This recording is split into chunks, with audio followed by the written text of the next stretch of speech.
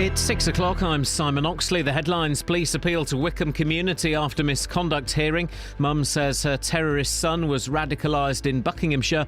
And Luton MP wants custody death investigation completed as soon as possible. BBC Three Counties Radio. The police commander for High Wycombe is urging the community to move forward and work with the force after 5 officers were cleared at a misconduct hearing over the death of Habib Ullah. Mr Ullah died following a stop and search in the town in 2008.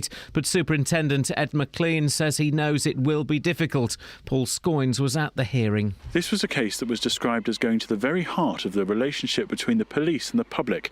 The panel deciding that all 5 officers had no case to answer in any of the charges that had been put to them, that they'd changed statements, that in one case of an officer using too much force, all of the accusations against those officers was found not to be proven.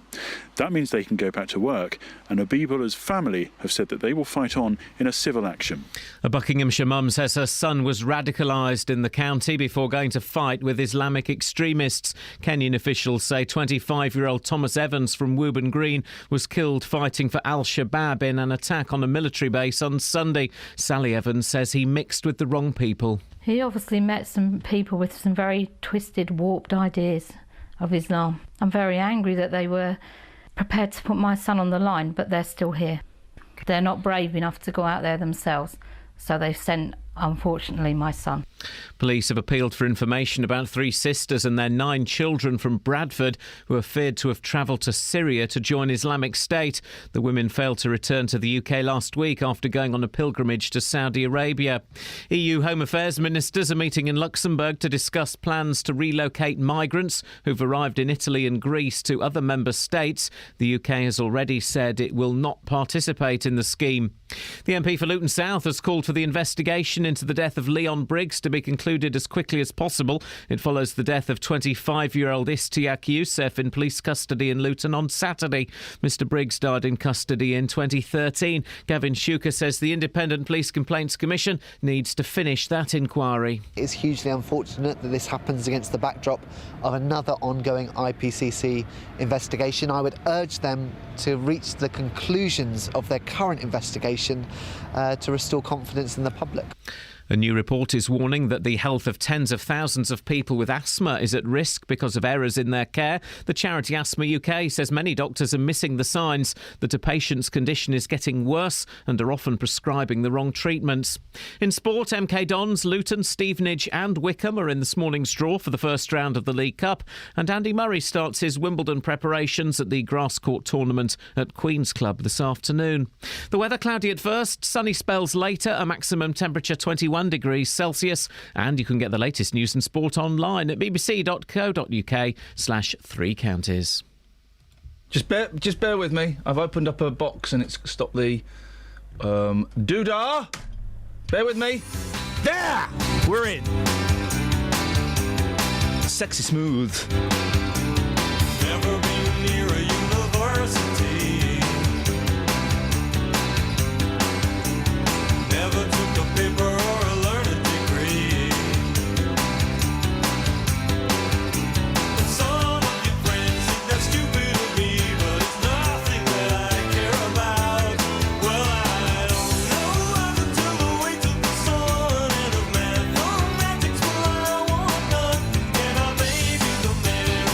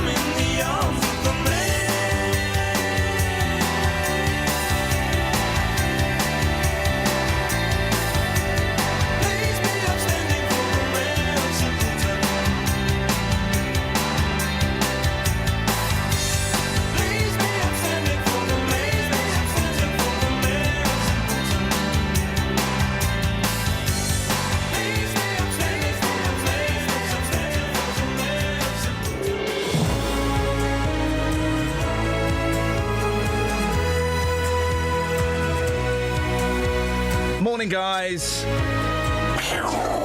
Just doing the hashtag Project Dark handshake with my good buddy and my Project Dark partner, Paul Scoins.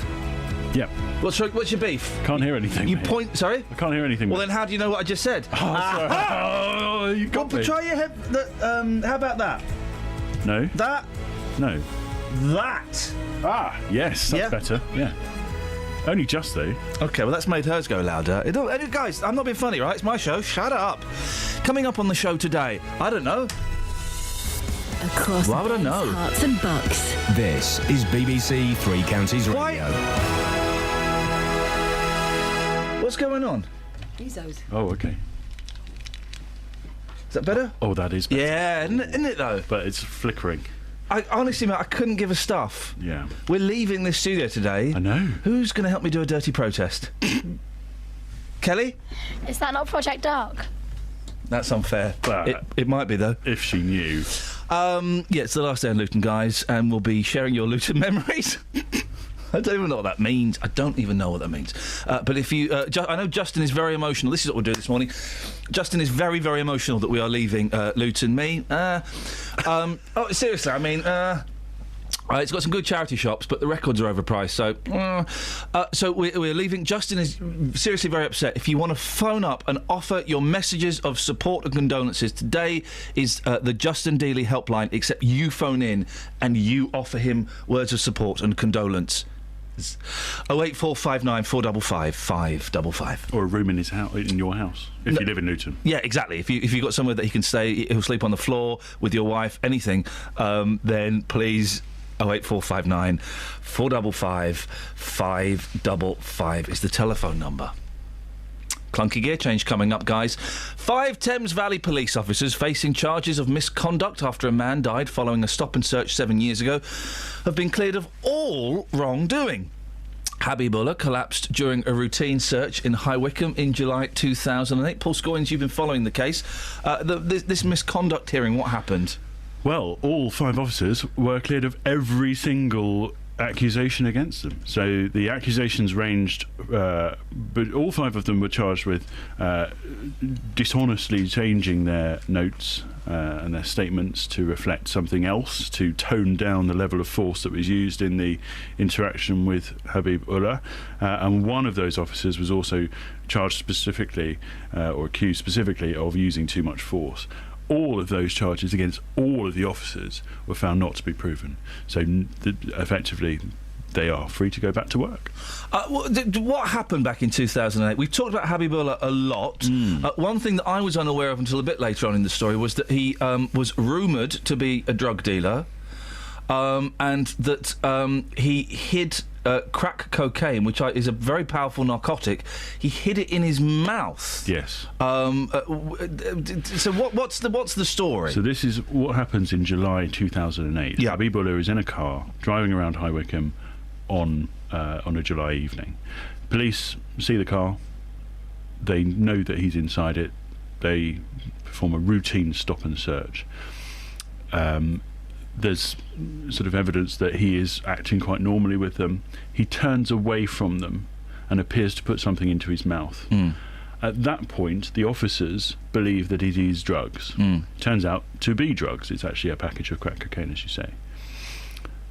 One of the officers, Detective Sergeant Jason Lyles, performs a backslap manoeuvre on Habibullah in his words, to dislodge the packet. Yep.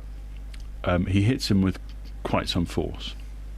And there was a lot of discussion in the panel hearing about whether it was too much force, whether or not it was the right manoeuvre, whether or not he did it too early. Could he have asked Habibullah to remove it? Could he have asked him...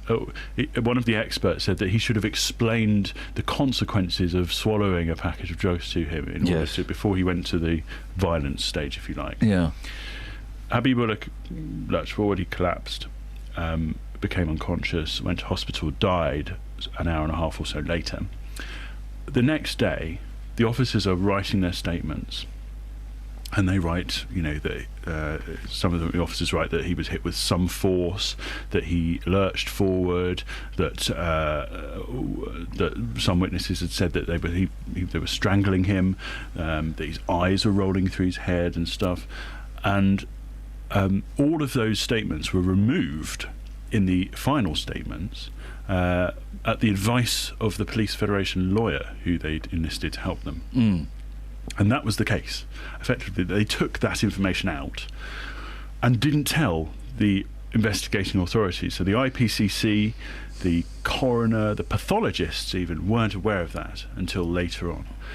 And the case against them was that they took that vital bit of evidence. In fact, the barrister sort of putting the case against them said that nearly every facet of information in this interaction with Habibullah had been changed in some way, and that it was vital pieces of evidence had gone. And what he said was that this case went really to the heart of that relationship between the police and the public, and anybody who'd ever been stopped and searched, anybody who'd ever died in custody before, would have sympathy with this.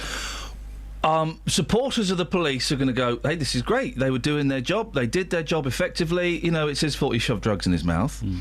Other sections of the community are going to go, well, it's another a black or Asian man that's died in police custody, and the police have, in inverted commas, got away with it again.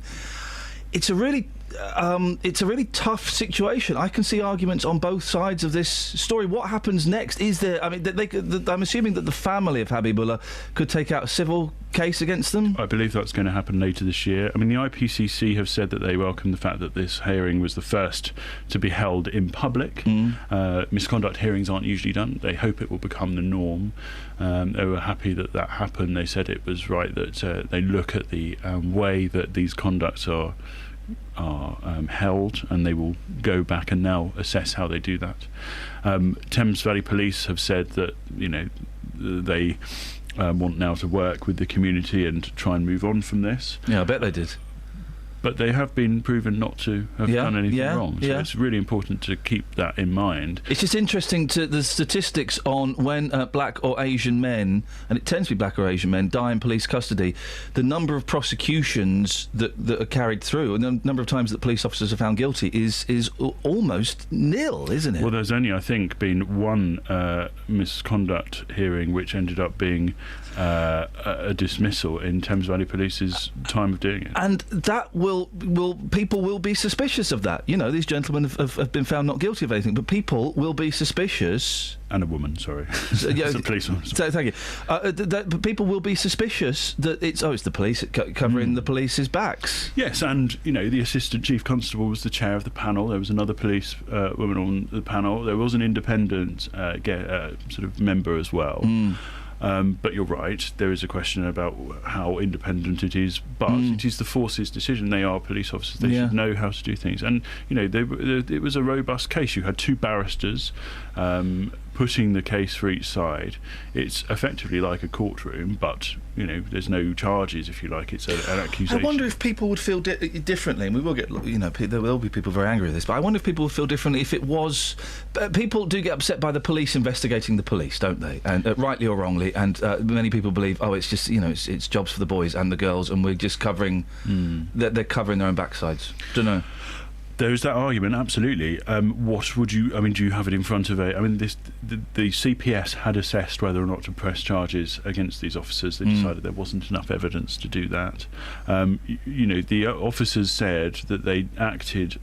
what the panel said at the end was that they were happy that the things which had been removed from the officers' evidence was conveyed in the final statements. So the fact that the force was used, that came over in the statements.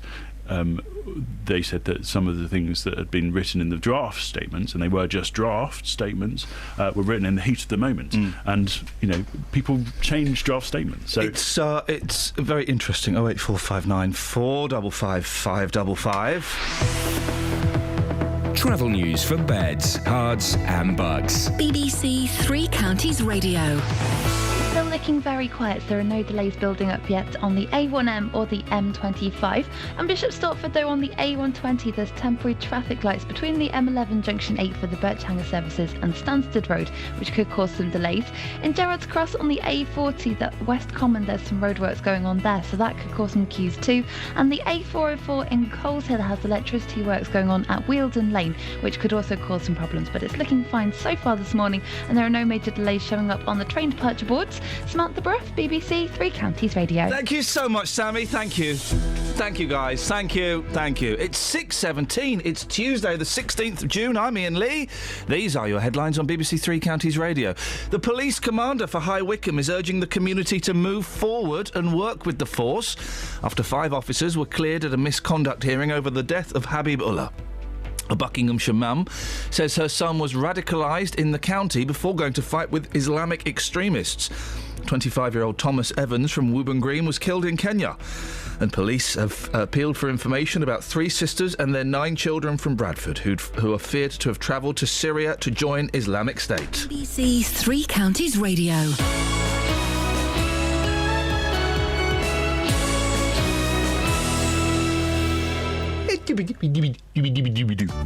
Nick Coffer on BBC Three Counties Radio. The book is all about how you can use nature to make walking a detective game. There's no cost to spending 10 minutes looking at all this stuff. 3 mums from Hertfordshire have got something a little bit different planned. This weekend they're walking the 100 kilometres. We've done lots of training and we're aiming to complete it within 24 hours. Nick Coffer. Is that a maze in front of your house? It's called a parterre. Oh, it's a parterre, is it?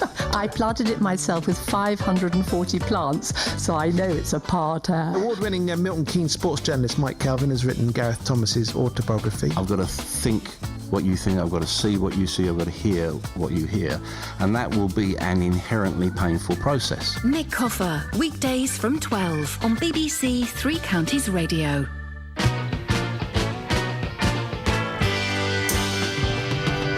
Hey, hey, mercy, woman plays a song and no one listens. I need help, I'm falling again. Play the drum a little louder, tell me I can live without her if I only listen to the band. Listen to the band.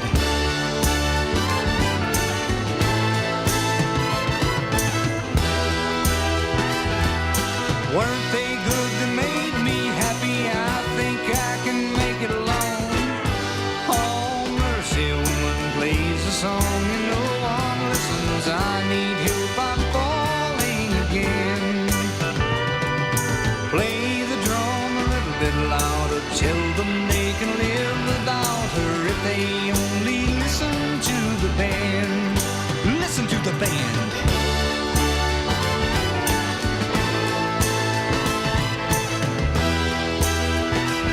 Now, weren't they good? They made me happy. I think I can make it alone. Oh, woman plays a song and no one listens. I need help, I'm falling again. Come on, play the drums just a little bit louder. Tell us we can live without her now that we have listened to the band.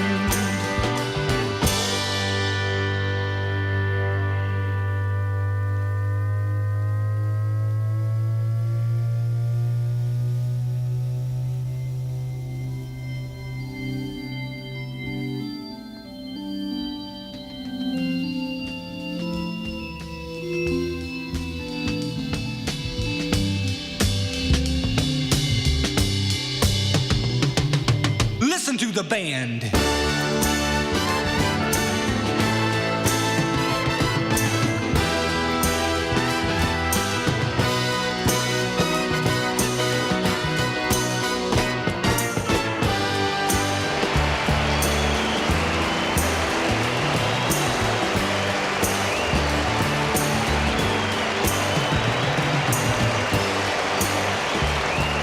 Morning, guys.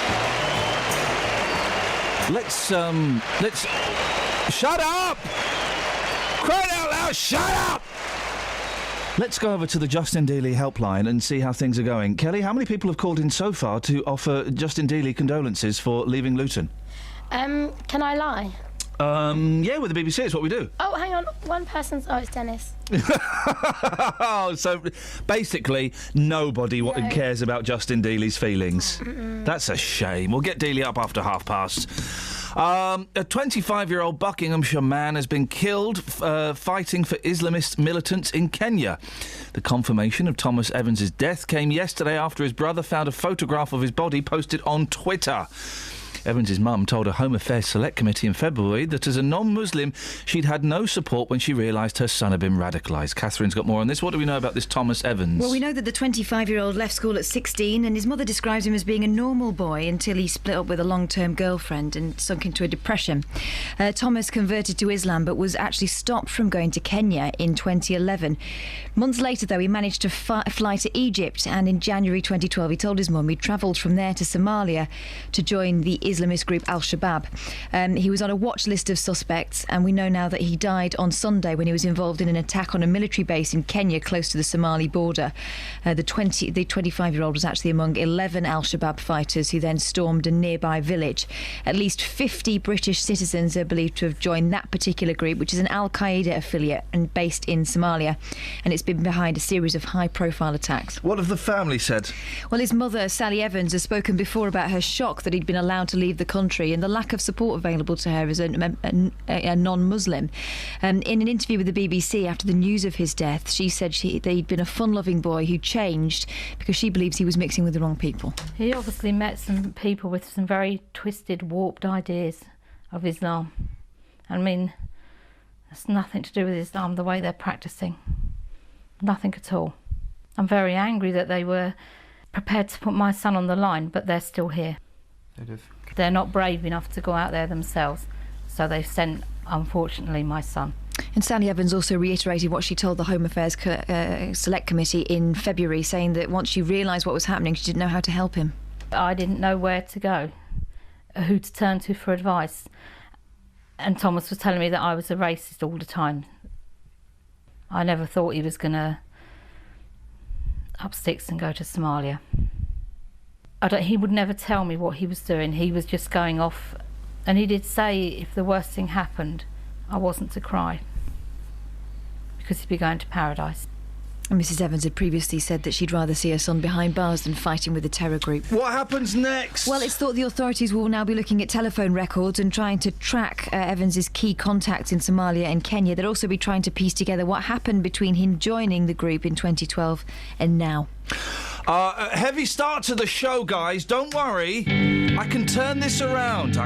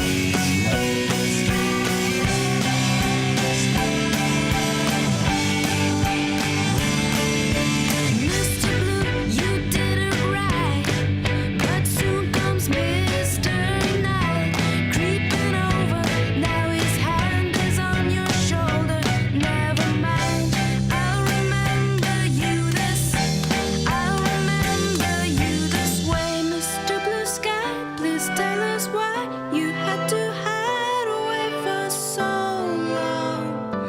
Where did we go wrong? Hey there, Mr. Blue, we're so pleased to be with you. Look around, see what you do. Everybody smiles at you.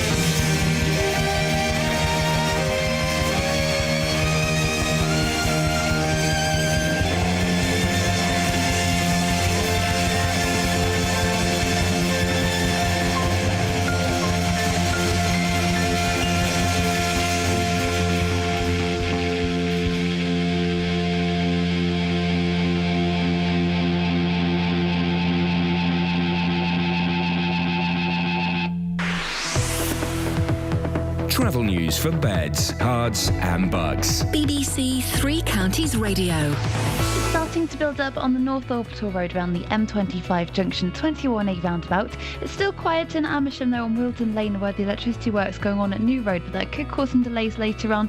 And in Milton Keynes on Standing Way at the Kingston roundabout there's roadworks there, so expect delays. On the train departure boards, the 6:40 service from Milton Keynes Central to Birmingham New Street is delayed by 10 minutes. Samantha Bruff, BBC Three Counties Radio. Across beds, hearts and bugs. This is BBC Three Counties Radio.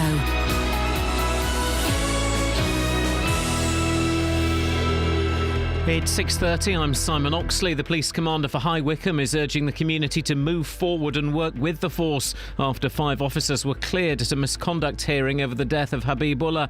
Mr. Ullah died following a stop and search in the town in 2008, but Superintendent Ed McLean says he knows it will be difficult.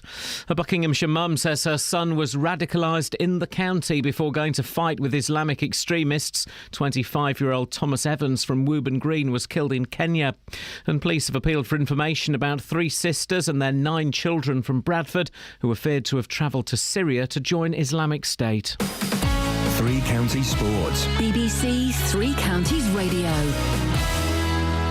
MK Dons, Luton, Stevenage and Wycombe are in this morning's draw for the first round of the League Cup. The Dons are among the seeded teams in the southern section. Luton, Stevenage and Wycombe are not seeded. The draw is announced at 10. The first round ties take place in the week commencing August the 10th. Watford as a Premier League club don't enter until the second round.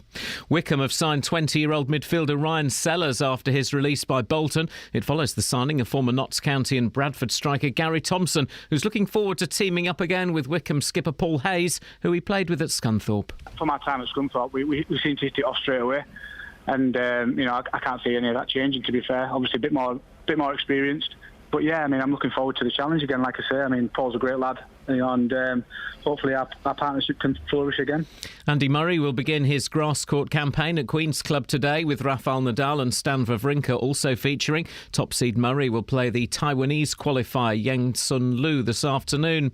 And in racing, Royal Ascot gets underway in front of the Queen today. From Ascot, Cornelius Lycett. Amid all the usual Royal Ascot pomp and circumstance, some of the world's best racehorses will be in action here this week. Today, Ireland's Glen Eagles, trained by Aidan O'Brien with Ryan Moore riding is expected to add to his successes in the Newmarket and the Irish 2,000 guineas in the Group 1 St James's Palace Stakes, though make-believe the French guineas winner challenges from France.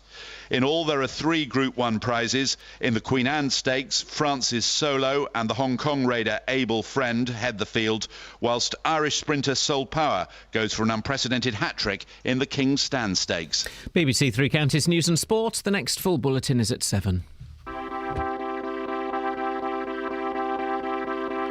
It was often talked about, it was often raised, but nothing was ever done about it. To hear the way they talked about it, no one could be saved, but nothing was ever done about it. Shall I take back everything I've ever said and live my whole life in silence instead?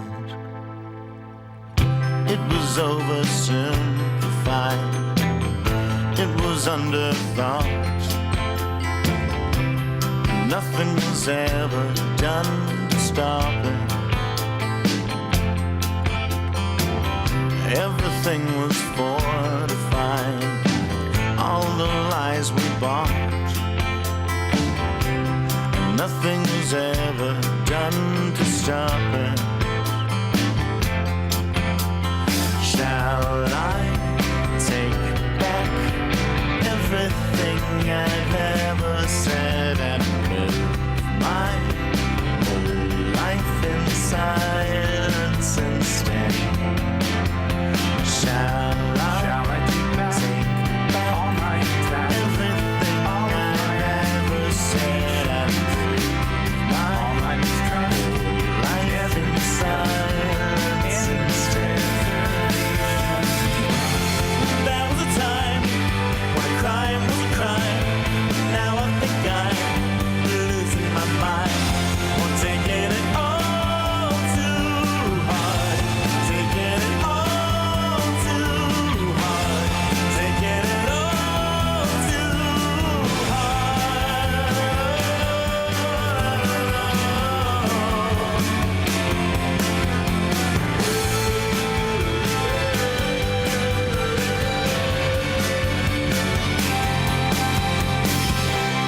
Shall I take back all my attacks, all of my accusations, all my mistrust? We never discussed anyone's reservations. Shall I take back all my attacks, everything I've ever said and live my mistrust? Life in silence instead. Shall I take back all my everything I've ever said and live my mistrust? Life in silence instead. Shall I take back everything I've ever said and live my life in silence instead?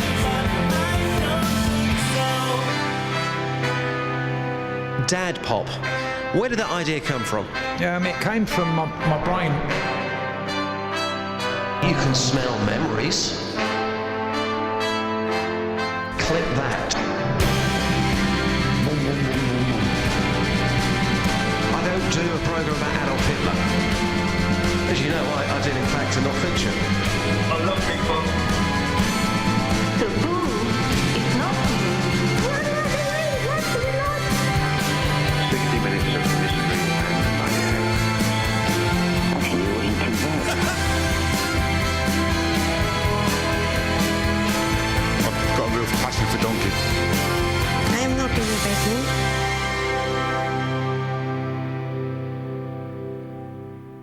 Actually, it wasn't too bad. Morning, guys. Right. Kel, it's great to have you back. Thank you. You're welcome. Who's that guy? Don't know. What have you got in the papers? Well, Get Dealey up. I need a Dealey. I need always a had Dealey suspicions vibe. about Alan Titchmarsh. Yeah, I bet. He's not on the list, is he? No. The gardening list? He's on the gardening list? He's on my list. Your gardening list? No. Of dodge pots. Is he on that list? Which list is he on? No, that just list my or the personal- gardening list? My personal list of dodge pots. Okay, is that legally binding? Yeah, listen to this. I think you'll agree. There's not a court in the land what can do me for it. Telly gardener Alan Titchmarsh has revealed the best thing planted in his own green space is his hot tub. Oh, pervert. Titchmarsh. I would have thought. Well, we all know Titchmarsh loves a bit of bush. And he loves, and I've also heard rumours that he loves plums and nuts as well. Mm-hmm. So a hot tub makes perfect sense, doesn't it? Doesn't it, guys? The former Ground Force star, 66, said, "It came with the house and we thought we'd get rid of it, but we tried it and oh my goodness." Get your Titchmarsh, get your Titchmarsh. Or how does my mum refer to him? And this isn't that slimy little git. No, Titsmars. But not Oh. on purpose. She thinks that's what his name is. She's thinking of Bruno Mars. He's a right Titsmars. He continues, "The worries of the day melted away and now I'm a fan. I'm totally addicted. I don't know anybody who's got in one who hasn't decided they're the best thing since sliced bread." No, the best thing since sliced bread is sliced bread, you northern muppet. Oh. Sorry, Catherine, I shouldn't call you that. Oh. Anyway, Titchmarsh has got one and he thinks it's brilliant. I'm just going to read the headline and we're going to leave it here. Struggling to get to sleep makes you 4 times more likely to have a stroke. As you said upstairs, Nature's sleeping pill. Now, guys, steady. Anything else in the papers? Yes, loads of things in the papers, but very few things of interest. Yeah, here we've got one here. yeah. Parents are set to be charged £45 a year. What for? For slapping their children. No. For fat children. No. For Islamic children. No. For dog children. No. For gay children. No. For lesbian children. No. Transgender children. No. For children. No. For getting rid of their children. What for kind of? drug children. No, well, double back. For getting Islamic rid of, children. No, getting rid of. Oh. Parents are set to be charged £45 a year to drop their children off at school in a controversial parking scheme. Sorry, WTF? Yeah. It stands for flip.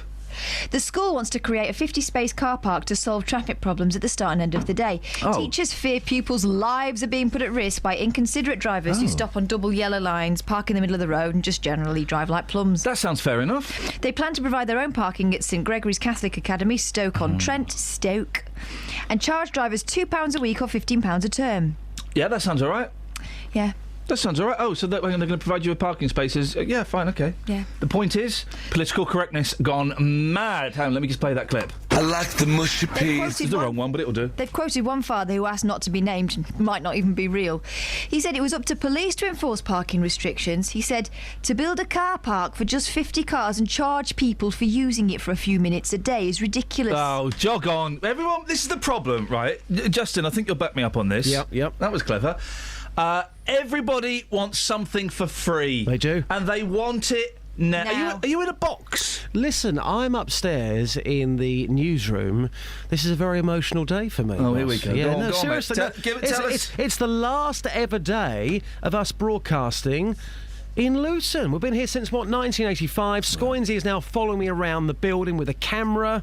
So I'm upstairs in the news booth. This is where Simon Oxley broadcasts from. Guys, today, this means a lot to me. I haven't been here since 1985. I've been here since about 2000. It's still a long time. I've been here since 2012. So I'm not that bothered. What? I'm not that bothered. Do you want a clown or not today? Oh. No, do you know what? I don't want a clown. No? No, I'm trying to lose a little bit of the LW. So on this emotional, historic day, you won't celebrate with a clown. What sort of man are you? I'm a fat man who's trying not to be a fat man. I will go to Prizzy's afterwards. Yeah. But I'm going to have scrambled egg and bacon, Atkins. But I'm just, and I appreciate the offer of the clown, but I'm really struggling with. I only had. You don't look fat. Thank you. We should have said that earlier. I've got a big shirt on. I only had half a dozen of your chocolate fingers, and I'm not touching any of those sweeties that were sent in. But Justin, I tell you what, we've been asking all morning for people to phone in, and it's like when Robbie left Take That, except we are Robbie. The building is Take That. Yes. And Hang on, but Robbie was all right. In fact, he was better. He wasn't afterwards. He became a mess. Yeah, no, but at first he was better. Do you remember when he bleached his hair? Yeah. Robbie. And he wore a lot of tracksuit tops. Did a lot of drugs. I'm Yeah, but Robbie then- Williams. I'm doing a lot of drugs. But then he was better. Hi, I'm Robbie Williams. I'm doing a lot of drugs. I'm so high, I'm putting on an American accent. Have you ever heard him speak? When on drugs, I have, yeah. He speaks like this. Oh, I've missed you, boss. Thank you, mate. I missed you too, fella. yeah. So listen, we've asked people to call in this morning to offer you words of support through this difficult time. 08459 455 555. Kelly, let's go to the lines. Okay, fader 1 is Susie. Hello, Susie.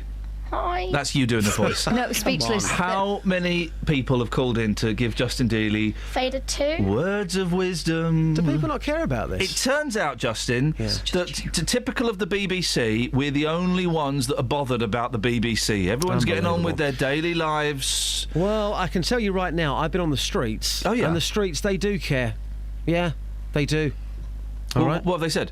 Well, we got the Hungarian perspective earlier Beautiful. on, and he was very upset. And a lot of people saying, really, I never thought this day would come. The day has arrived. And, yeah, they were getting emotional out there. Justin, well, we'll listen to that a bit later on. Yeah. Can I just read you one headline? Of course you can. Struggling to sleep gets you 4 times more likely to have a stroke. Good headline. Thanks very much indeed. Cheers. Actually go away. Well, hang on. I mean, is there a phone in that? No. How do you get off No. to sleep? No. Have we got any other stories? There's nothing in the papers today. I've not got a vibe. I've got no vibe today. I'm really just a bit... Secrets of your fingers. Here we go. They're always doing this. Every week there's a story about your finger will tell if you're a good lover. Your finger will tell you if you're going to be rich. Your finger will tell you if you're going to stay faithful. Your finger will tell you if you've got long fingers. You know, it's just... What's the finger story today? A new study claims that the length of a man's fingers can predict his romantic behaviour. Oh. Here we go. Scientists... I've been told I've got magic fingers. Scientists have discovered that men who have a shorter index finger when compared to their ring finger... Is that Peter Pointer? Index finger, yeah, is your Peter Pointer. No, mine's longer. Oh, well... What does that mean? Bad news. Magic fingers. Make more effort to impress women. ladies? It's short finger syndrome. I've got long fingers, though. Right, hang on. They're more likely to pay for dinner, give romantic gifts and take care of their appearance. A longer ring finger... No, I've got a longer index finger. Hang on. You're confusing it. Hang You on. said a shorter index finger. Well, at first I did, but now we're talking about a longer ring finger. Well, that would still mean you've got a shorter index finger. If the ring finger is longer... Listen, it's not all about you, you know. Why? But I don't you understand doing what finger you're talking about. I'm talking about your ring finger. Right. It's shorter than my The one index. with the ring on. Yeah. A longer ring finger indicates greater exposure to the male hormone, and that's what makes what's known as the digit ratio. The difference in length between the second and fourth fingers significant. Scientific figures have shown that the amount of testosterone we're exposed to before birth has an influence over both our behaviour and our propensity to develop certain medical conditions. Blah, blah, blah. Blah, blah, blah. Rubbish, rubbish, rubbish. Travel news for beds, cards, and bugs. BBC Three Counties Radio.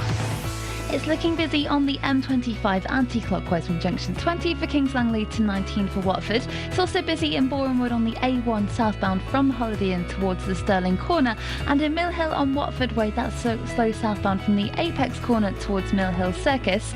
On the A40 Oxford Road in Gerrard's Cross, there's electricity works going on at West Common, so that could cause some delays later on this morning.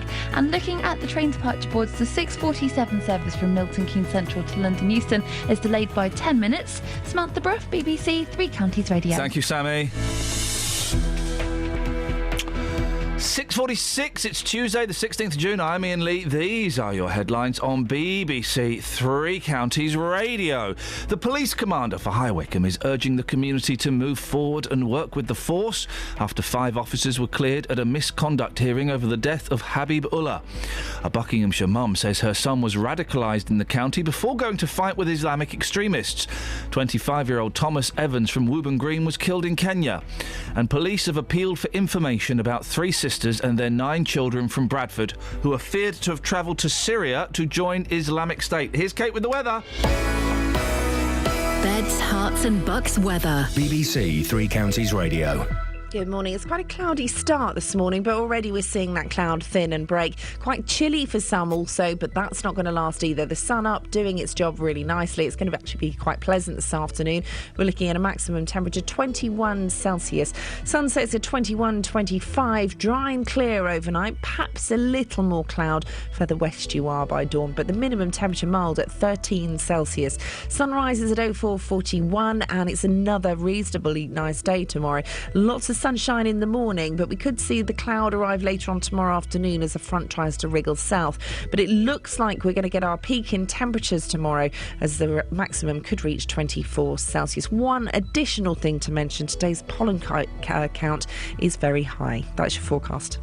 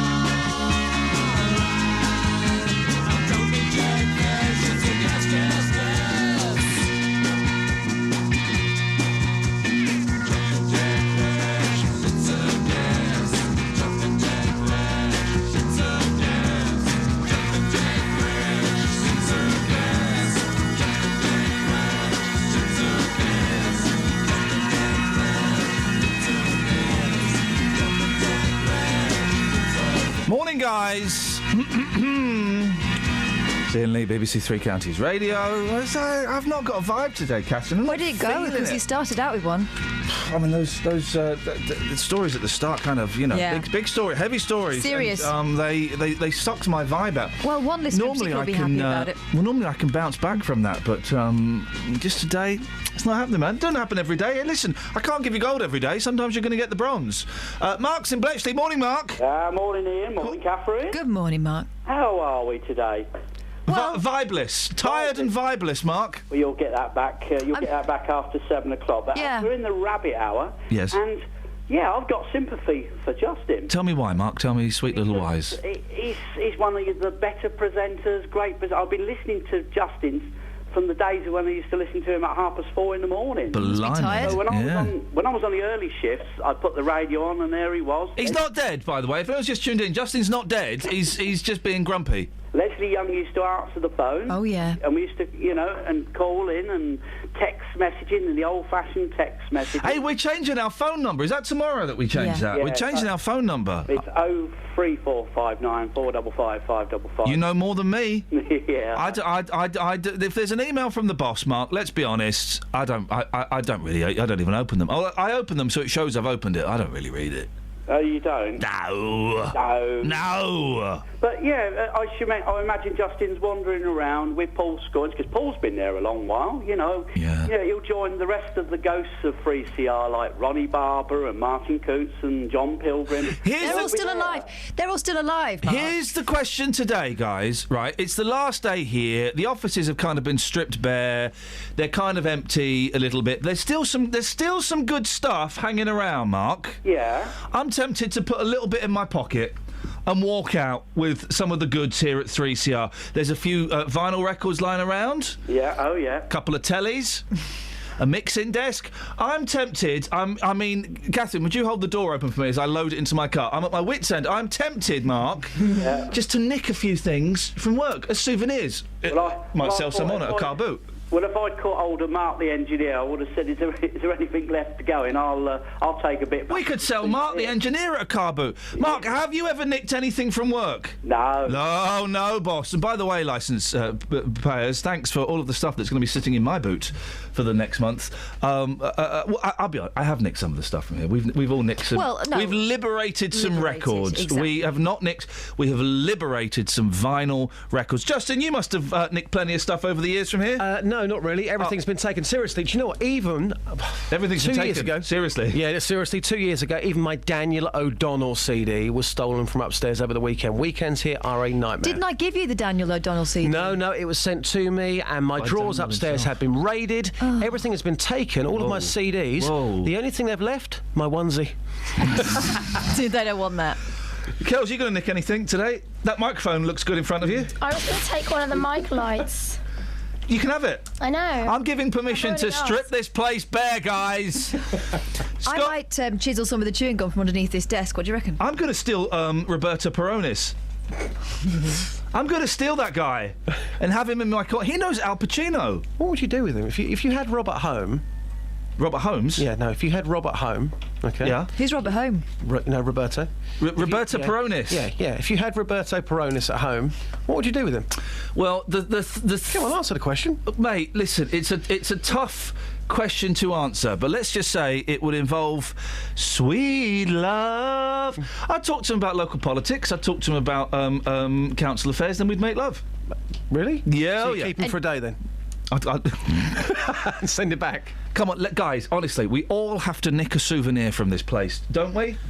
Don't we? Yeah. I think most of it's already gone. in a van. Well, OK. Mark, you still there? Yeah. I thought you'd gone! No, I'm just listening to the band. You're through to the J-Dog, Mark. Oh, no. Hi, Justin. How you doing? Well, yeah, I'm OK, boss. I've come back from the gateway of hell, Benidorm, and now it's the last day in Luton. I tell you what, Justin, I think us listeners will have a virtual group hug with you upstairs there. Oh. That means a lot. It does. It does. Some of us have been following your footsteps, you know, for years and years. So. You got a stalker, Justin. I love a stalker. Yeah. But you've got your million record jukebox. Yeah, and that's coming. Taking it to Dunstable, and we'll all be there listening to when you broadcast out your news studio. Mark, I'm going to cut you off now. All right. It's not the Justin Daily Love. Are you feeling better, Justin? Yeah, feeling better. Yeah, I'm going to go and get a clown. I'm going to go onto the streets. So, yeah, whatever you like, boss, I'm up for it. I'm going to be professional, and I'm going to go about my daily business as normal. Why are you going to be professional? What do you want me to be, unprofessional? When is that? Can you get in the sun? When has that ever started? Well, I occasionally I'm professional. OK, I'm trying to think of what we can send you out on. There ain't nothing. Oh, she's on the phone. Who's that? I don't like being down here because my radio car's been, it's been taken to bits. Yep, they've stolen my Woody. Mantled it. Irene. I've dismantled it. Oh, here we go. Look at this. Right, hit me. Hang on, here we go, guys. This is insania. How do we get in touch with this woman? A woman has advertised on Gumtree for a partner to share the first journey in a time machine. Yeah. That she built in her garage in Devon. That is awesome, isn't it? I'm going to have some of that. Quality. You know, fancy. There's a brilliant film about a guy that puts an ad in the paper. Have you seen the film, Irene, where a guy puts an ad in the paper saying he's built a time machine and he's looking for someone to go with him? No. Oh, you'd like it. Oh, would I? No, you wouldn't. What you got for us, Irene? I'm saying I will miss you not being at Luton because Why? I knew a lot of you, the presenters, because I was at MK Heroes 2002. You were what? MK Heroes 2002. Ask Justin, he'll know what it is about. Yeah, you're a hero to me. Toby, and... Toby, well, Yeah. the thing is, Irene, I'm slightly nervous, okay, about banging on all morning about us moving, because part of me thinks that you may be an MK hero, and this may be very powerful to you. Part of me thinks most people, they don't care. Most people don't care. Well, I mean, it's a different studio. I've been to your Luton studio. So have I. And it's, Well, I know you work there. I do work, actually. You've got no Yeah, spot on. she got you there. Well, Irene, listen, the show will sound the same. If anything, the station will... It's difficult to get to, I suppose, for other people. Well, they had to come up there. Hello? I mean, I wish you all the best. Thank you. And, The thing is, if anything, we'll sound better. yeah, that might be good because, you know, we have had problems with the studio, haven't you? We have, haven't we? haven't we? Well, Irene, listen, don't worry. We're only going to be off air for 3 days. What's the new number? 7. Oh, no, come on. I don't know it. What's the new number? Have you got a pen? Oh, no, no, we're not. No, we're not. Keep listening. Give it us when you do it. I'll give you a call, Irene. Travel news for beds, cards and bugs. BBC Three Counties Radio. Starting to look busy on the M1 southbound around Junction 10 for Luton Airport, and the M25 is busy anti-clockwise from Junction 7 for Maple Cross to 16 for the M40. In Bricketwood on the North Orbital Road, it's slow at the M25 Junction 21A roundabout, and on Heathbourne Road in Bushey, there's roadworks going on at Painsfield Road, so that could cause some delays. Looking at the train departure boards, there are no major problems showing up at the moment. Samantha Bruff, BBC Three Counties Radio. Thank you, Sammy.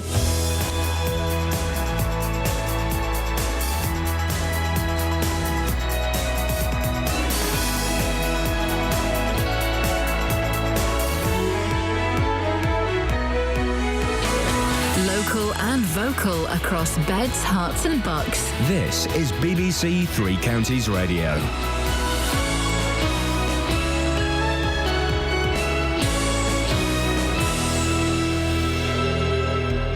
It's 7 o'clock. I'm Simon Oxley. The headlines: police appeal to Wickham community after misconduct hearing. Mum of Islamic terrorist says he was radicalised in Buckinghamshire. And Luton MP wants custody death investigation resolved quickly. BBC Three Counties Radio. The police commander for High Wycombe is urging the community to move forward and work with the force after 5 officers were cleared at a misconduct hearing over the death of Habibullah. Mr Ullah died following a stop and search in the town in 2008, but Superintendent Ed McLean says he knows it will be difficult. Paul Scoynes was at the hearing. This was a case that was described as going to the very heart of the relationship between the police and the public. The panel deciding that all 5 officers had no case to answer in any of the charges that had been put to them, that they'd changed statements, that in one case of an officer using too much force, all of the accusations against those officers was found not to be proven. That means they can go back to work, and Habibullah's family have said that they will fight on in a civil action. A Buckinghamshire mum says her son was radicalised in the county before going to fight with Islamic extremists. Kenyan officials say 25-year-old Thomas Evans from Woburn Green was killed fighting for Al-Shabaab in an attack on a military base on Sunday. Sally Evans says he mixed with the wrong people. He obviously met some people with some very twisted, warped ideas of Islam. I'm very angry that they were prepared to put my son on the line, but they're still here. They're not brave enough to go out there themselves, so they've sent, unfortunately, my son. Police have appealed for information about 3 sisters and their 9 children from Bradford who are feared to have travelled to Syria to join Islamic State. The women failed to return to the UK last week after going on a pilgrimage to Saudi Arabia. EU Home Affairs ministers are meeting in Luxembourg to discuss plans to relocate migrants who've arrived in Italy and Greece to other member states. The UK has already said it will not participate in the scheme. The MP for Luton South has called for the investigation into the death of Leon Briggs to be concluded as quickly as possible. It follows the death of 25-year-old Istiak Youssef in police custody in Luton on Saturday. Mr Briggs died in custody in 2013. Gavin Shuker says the Independent Police Complaints Commission needs to finish that inquiry. It's hugely unfortunate that this happens against the backdrop of another ongoing IPCC investigation. I would urge them to reach the conclusions of their current investigation to restore confidence in the public. A new report is warning that the health of tens of thousands of people with asthma is at risk because of errors in their care. The charity Asthma UK says many doctors are missing the signs that a patient's condition is getting worse and are often prescribing the wrong treatments. In sport, MK Dons, Luton, Stevenage and Wickham are in this morning's draw for the first round of the League Cup, and Andy Murray starts his Wimbledon preparations at the grass court tournament at Queen's Club this afternoon. The weather cloudy at first, sunny spells later, a maximum temperature 21 degrees Celsius, and you can get the latest news and sport online at bbc.co.uk/3 counties.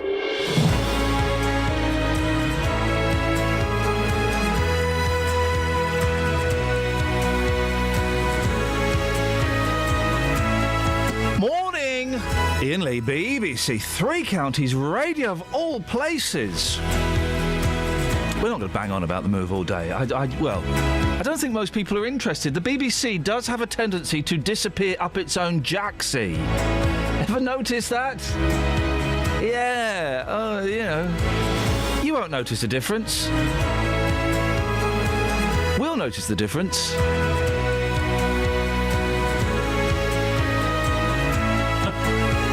Scoinsy, sweaty, a little bit sweaty. Sorry. You actually got sweat pouring off you. Yeah. How on earth are you going to cope with hashtag Project Dark?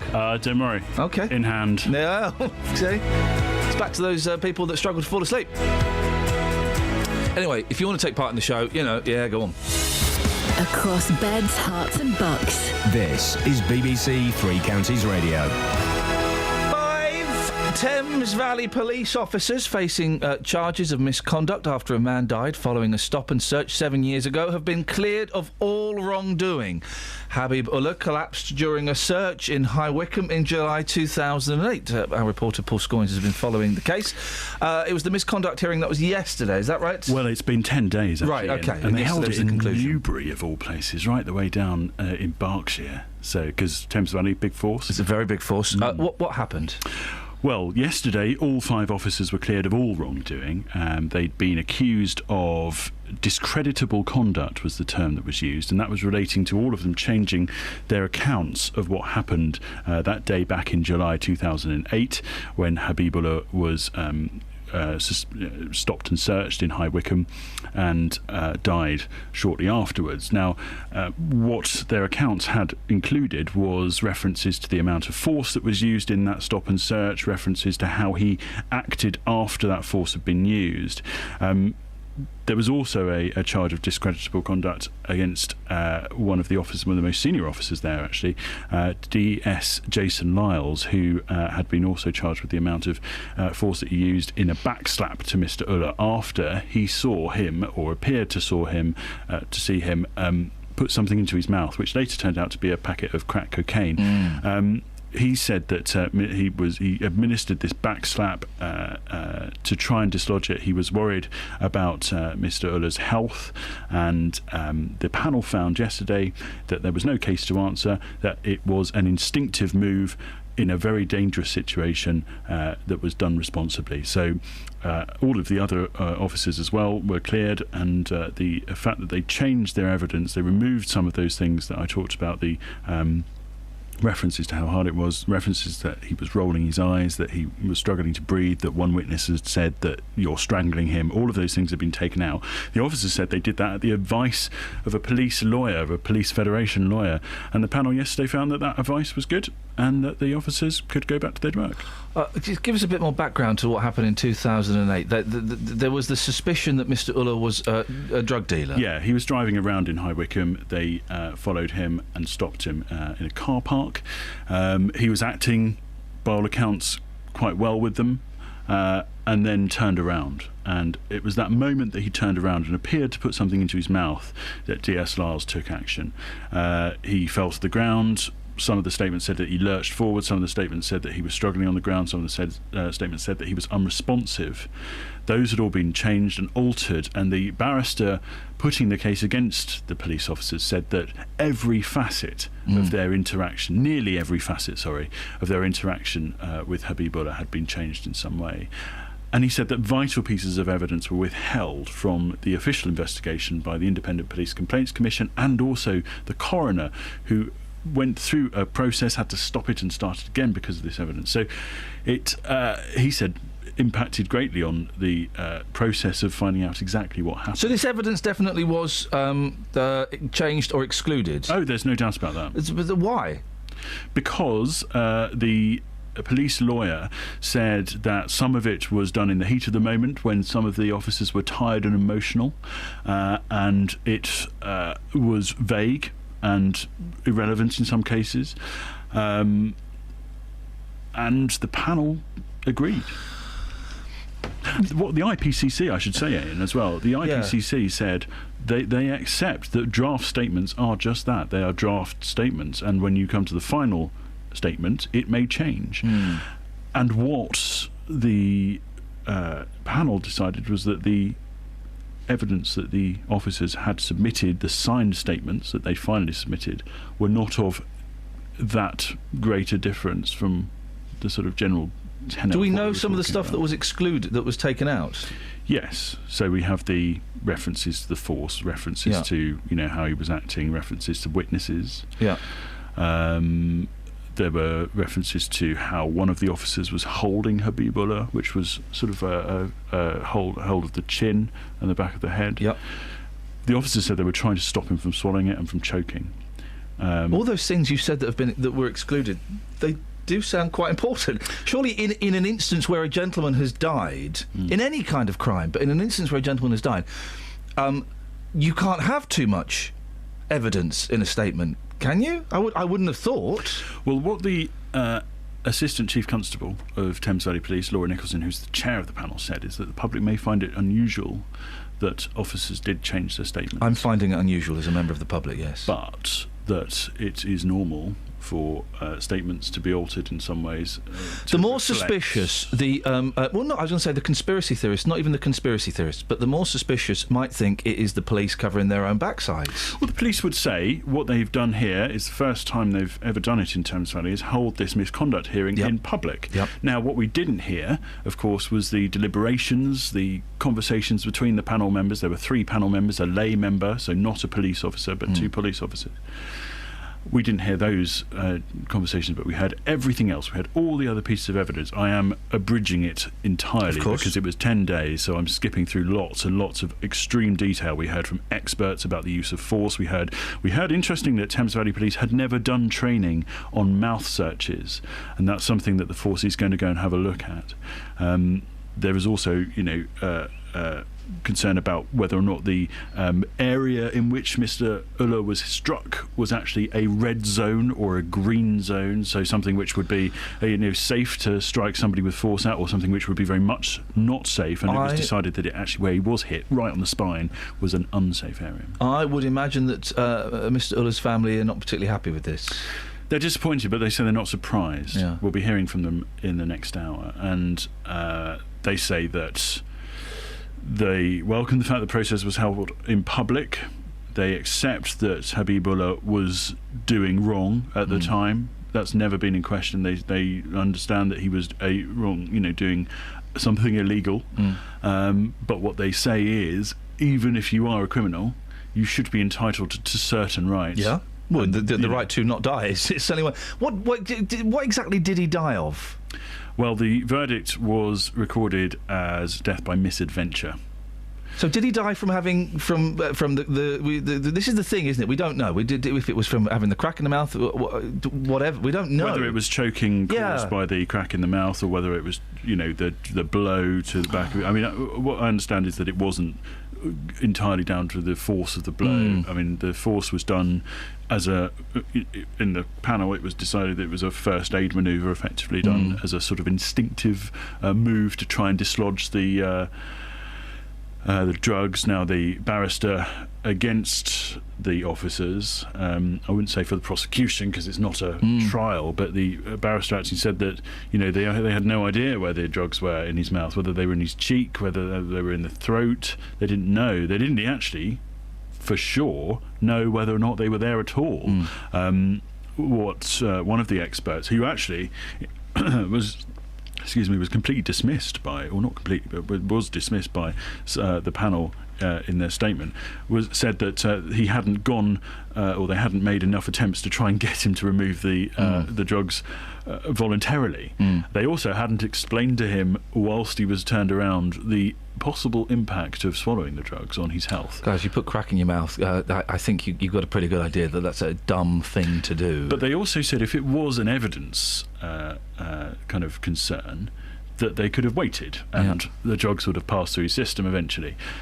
But the officers were saying that this was not their thought. Their thought was for the concern of Habibullah and whether It's or not interesting this happened in High Wycombe, where there has been trouble recently, which I think has kind of moved on from its original point, but was initially linked with, you know, the vandalising of the cars, initially linked with the death of another gentleman in police custody. I just wonder, you know, the relationships between certain parts of the community and the police are not at their greatest, and stuff like this doesn't help. And I know that the Thames Valley Police are saying to everyone, OK, let's move on now. Well, it's easy for Thames Valley Police to say that, but there'll be people in the community who feel slighted by this decision. There are obviously some people within Mr. Ullah's family and the community who are, you know, concerned about, I mean, there's the Twitter feed, the Justice for Paps Twitter feed yesterday was saying that it was a whitewash.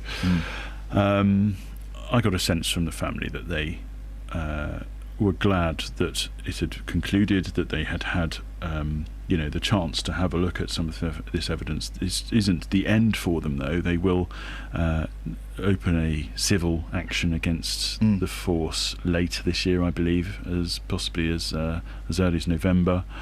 But it is, you know, the decision yesterday, which is a full exoneration of all the officers, means that, you know, from the police's perspective, those officers are without fault and can return to work.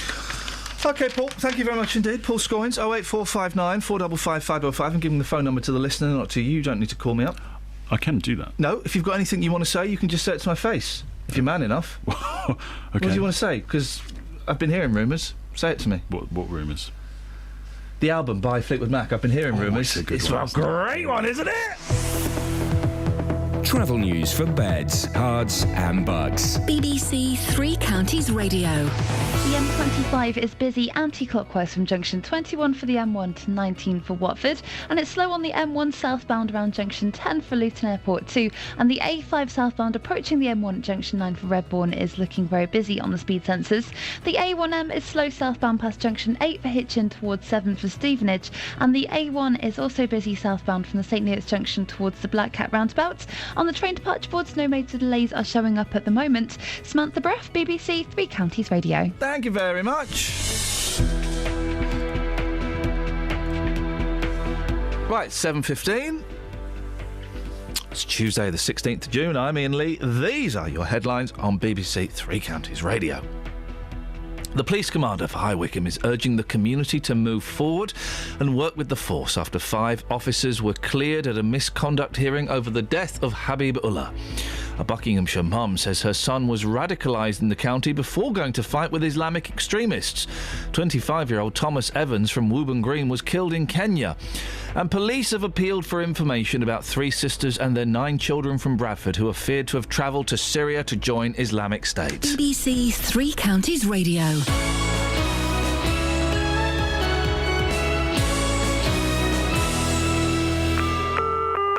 From midday today, our phone number is changing. Hello, thanks for calling BBC Three Counties Radio. You'll have to dial 03459 455 555 to take part in the phone-in. The damage is all my responsibility. Get your questions answered by Nick's experts. Can you just protect against parvo then? Chat to Iain. Matt's on the line. Morning, Matt.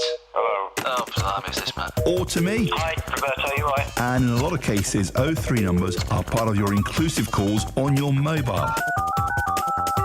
So remember, from midday today, you need to dial 03459 455 555 to stay in touch with BBC Three Counties Radio.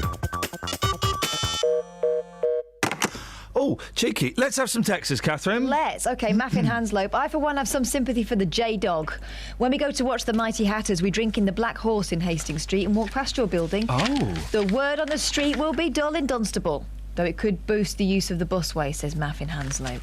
I don't... I think Dunstable will be all right. Most people don't care that we're... Most people aren't bothered about the BBC. We do have a great fascination with our own navels. And you're moving. These studios are an embarrassment. Let's get out. I've had enough. Let's get out. Hi, Ian. I'm pleased for the 5 officers that have been cleared of misconduct charges, says Pat in Houghton Regis. They must have gone through hell.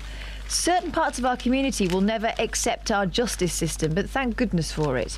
These officers should sue the family for putting them through the misery they must have suffered because they did their job to arrest a criminal carrying drugs. What certain parts of the community? I don't know what he means. Nope. Anything else? Enjoy your new studio. It will be good if it sounds better. Can we get it on a digital station then?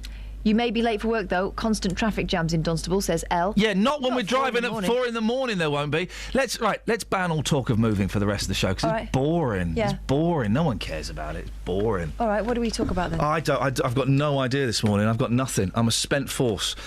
It's been confirmed a 25-year-old Buckinghamshire man has been killed fighting for Somali Islamist group Al-Shabaab this weekend.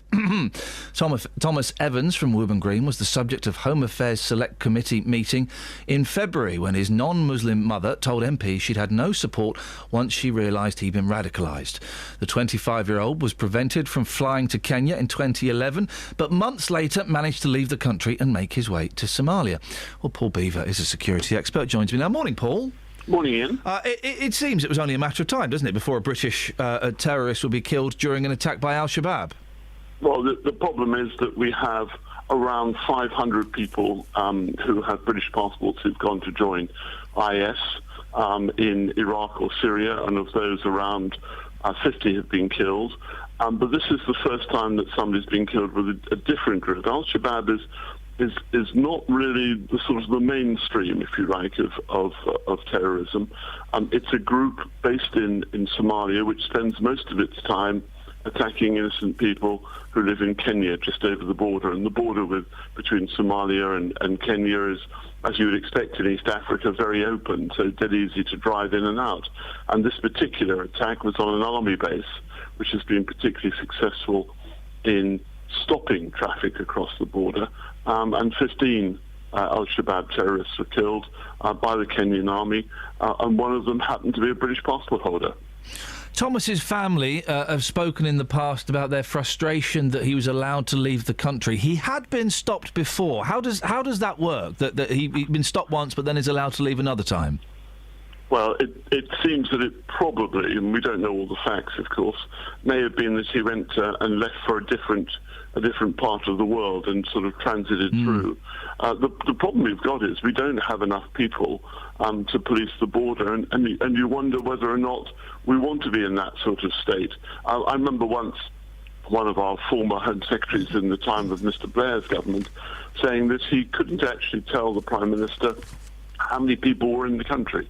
Exactly how many people are in the country, because we don't police those just leaving. And you would have got on an airliner at Gatwick or at Luton or somewhere and to leave the country, and very rarely are you stopped by the border force. Sometimes you're stopped by a random check, but it is difficult to do that. And one of the problems that we've got is this. We're not allowed to profile people, so we don't, for example, everyone with a very long beard and dark skin isn't going to get stopped, because that wouldn't be fair. So you have a real issue of identifying these people who are on what are called watch lists, and there are a whole bunch of them. But most of the watch lists, of course, are police for people coming in. We don't want people coming in to deliver terror. And that's that's the thing, is if these people want to go and fight in Syria or Somalia or Iraq or wherever they want to go, why don't we just let them go? But as long as we don't let them back in, is it really a problem for us if they go off and they blow themselves up? This is a moral question, isn't it? It's also, I suppose, a political question as well. I mean, do we really care? In the 1930s, we allowed people to go and fight in the Spanish Civil War on both sides, both on the fascist side and on the communist side. It was they, as far as I'm aware, and then we did have border checks. We didn't stop them. What's the difference here? I suppose the difference here is if these people leave Dewsbury or Birmingham or Cardiff or High Wycombe and go across to somewhere else and learn the art of terrorism and learn how to make bombs and get fully radicalised, and then do come back, that's an issue. That's an issue for us. And also, if they once they're there, start to encourage their friends. Now, it seems to be what's happening, is that these people are bringing their friends over from school or from work or from groups that they might be with, and they're enticing them to leave the country and go. So that's an issue as well. I suppose one of the real problems, Ian, is that we don't understand this radicalisation process. We don't understand how the IT works, and these guys do. They're so much better than us. And to be honest, most of the people who are looking at this problem are a bit like me. I'm in my 60s. I spent 40 years in doing defence and security stuff of various sorts. I know what I know.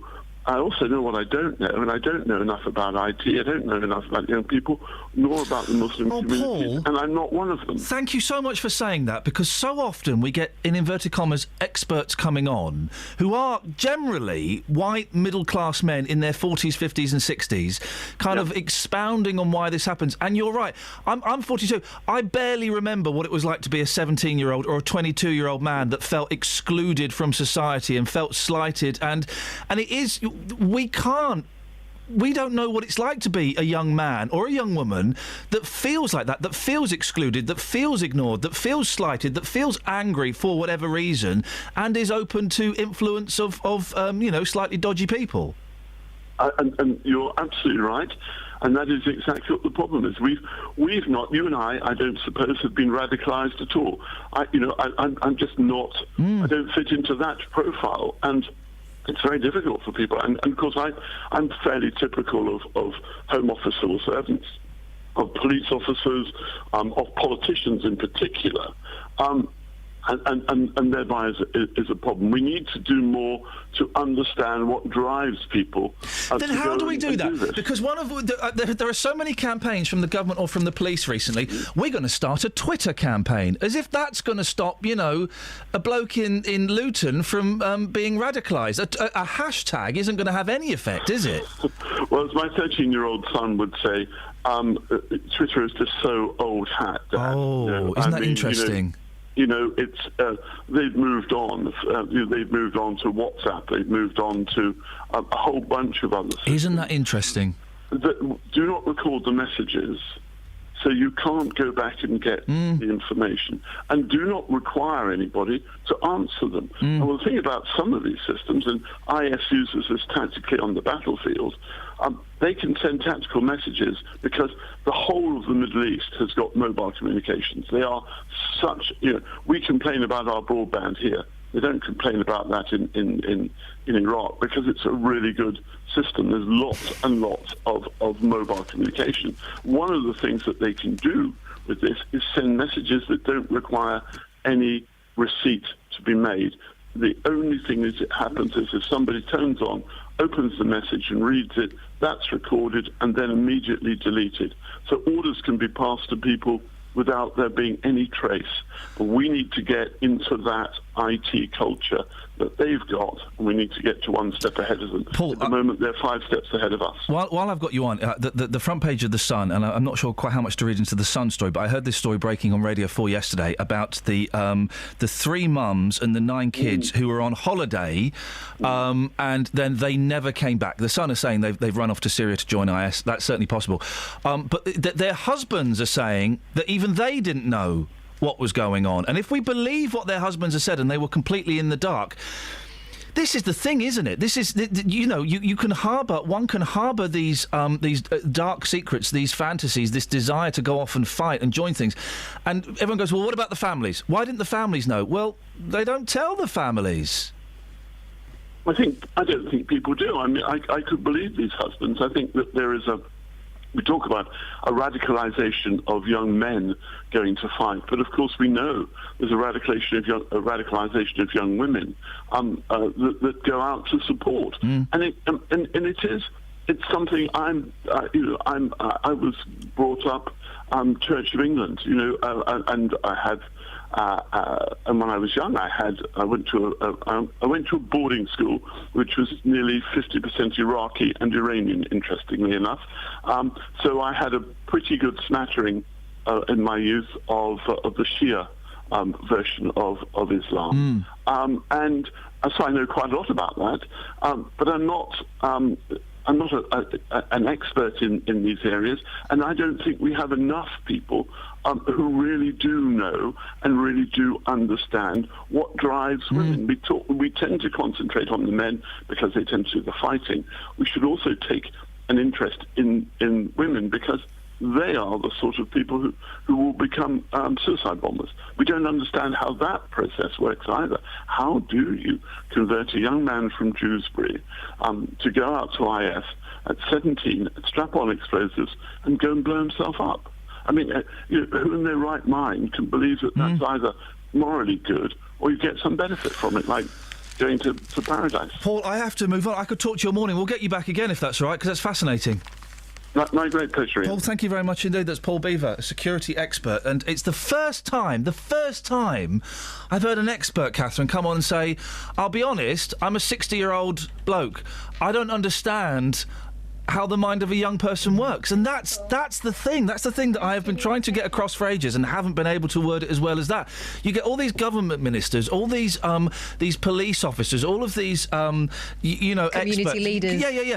Generally older people in their 40s, 50s and 60s, quite often white middle class people, talking about why a 17-year-old Muslim lad decides to go to Syria, why a 20-year-old or 15-year-old Muslim girl decides to go off to Iraq, and they don't know. Or hosting coffee mornings. And we all like to think we remember what it was like being a teenager. I've got a vague recollection, but I don't remember the angst. I don't remember the pain, and my life was all right. Tell you what, I do remember knowing that if I was doing something that my parents would disapprove of, I wouldn't go to a meeting involving everybody else's parents. No, what? You're not going to get a 17-year-old disenfranchised boy or girl going to talk to a 42-year-old white bloke, me, and a 60-year-old white bloke and a couple of coppers to talk about the evils of radicalisation, because we're the bad guys. We're the bad guys. The other thing we've heard from some of the imams, the more open-minded imams, is they recognise the fact that these meetings, these sort of outlying mosques, are happening in people's back rooms. They're not listening to the teachings that are going ahead in most of the big mosques. And how interesting, Paul's 13-year-old son saying, "Oh, Twitter's so past it."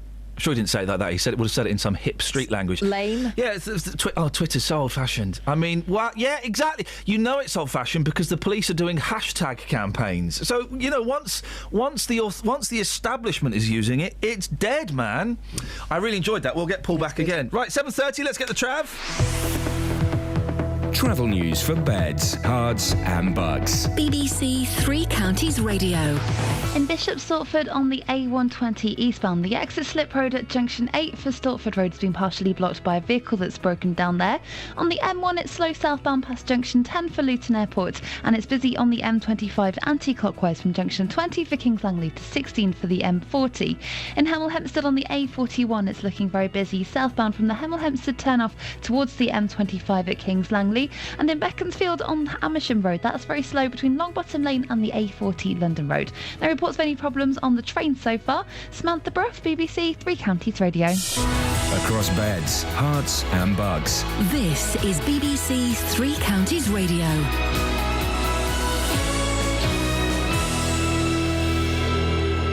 It's 7:30. I'm Simon Oxley. The police commander for High Wycombe is urging the community to move forward and work with the force after 5 officers were cleared at a misconduct hearing over the death of Habib Ullah. Mr. Ullah died following a stop and search in the town in 2008, but Superintendent Ed McLean says he knows it will be difficult. A Buckinghamshire mum says her son was radicalised in the county before going to fight with Islamic extremists. 25-year-old Thomas Evans from Woburn Green was killed in Kenya. And police have appealed for for information about 3 sisters and their 9 children from Bradford who are feared to have travelled to Syria to join Islamic State. 3 Counties Sports. BBC Three Counties Radio. MK Dons, Luton, Stevenage and Wickham are in this morning's draw for the first round of the League Cup. The Dons are among the seeded teams in the southern section. Luton, Stevenage and Wickham are not seeded. The draw is announced at 10. The first round ties will take place in the week commencing August the 10th. Watford, as a Premier League club, don't enter until the second round.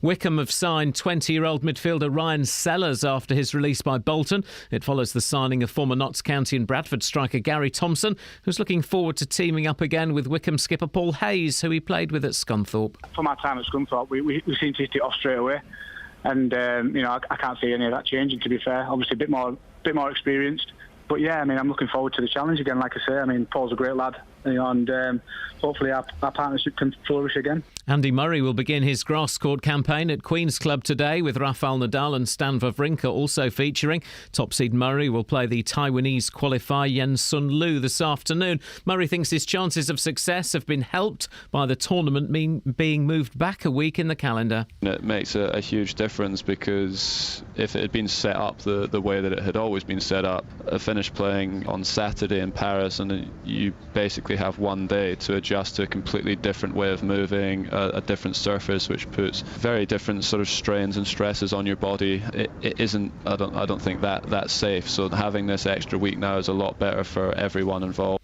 And in racing, Royal Ascot gets underway in front of the Queen today with the feature race, the St James's Palace Stakes. BBC Three Counties News and Sport. The next full bulletin is at 8.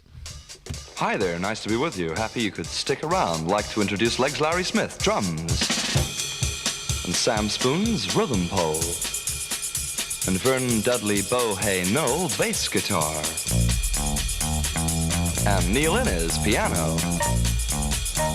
Come in, Rodney Slater, alto saxophone. With Roger Ruskin Spear on tenor sax. Hi, Vivian Stanchel, trumpet. Big hello to Big John Wayne, xylophone. And Robert Morley, guitar. Billy Butlin, spoons. And looking very relaxed, Adolf Hitler on vibes. Nice. Princess Anne on sousaphone. Introducing Liberace clarinet. With Garnet Ted Armstrong on vocals. Lord Snooty and his pals tap dancing. In the groove with Harold Wilson violin. And Franklin McCormack on harmonica. Over there, Eric Clapton, ukulele. Hi, Eric. On my left, Sir Kenneth Park, bass sax. Great honor, sir. And specially flown in for us, a Sessions gorilla on Vox Humana. Nice to see Incredible Shrinking Man on euphonium. Drop out with Peter Scott on duck call. Hearing from you later, Casanova on horn. Yeah, digging General de Gaulle on accordion. Really wild, General. Thank you, sir. Roy Rogers on trigger. Julian Wildman of Borneo on bongos. Count Basie Orchestra on triangle. Thank you. Great to hear the Rawlinsons on trombone. Back from his recent operation, Dan Drupp, hot. And representing the Flower People, Quasimodo on bells. Wonderful to hear Brainiac on banjo. We welcome Baldunicum as himself. Very appealing, Max Jaffa. That's nice, Max.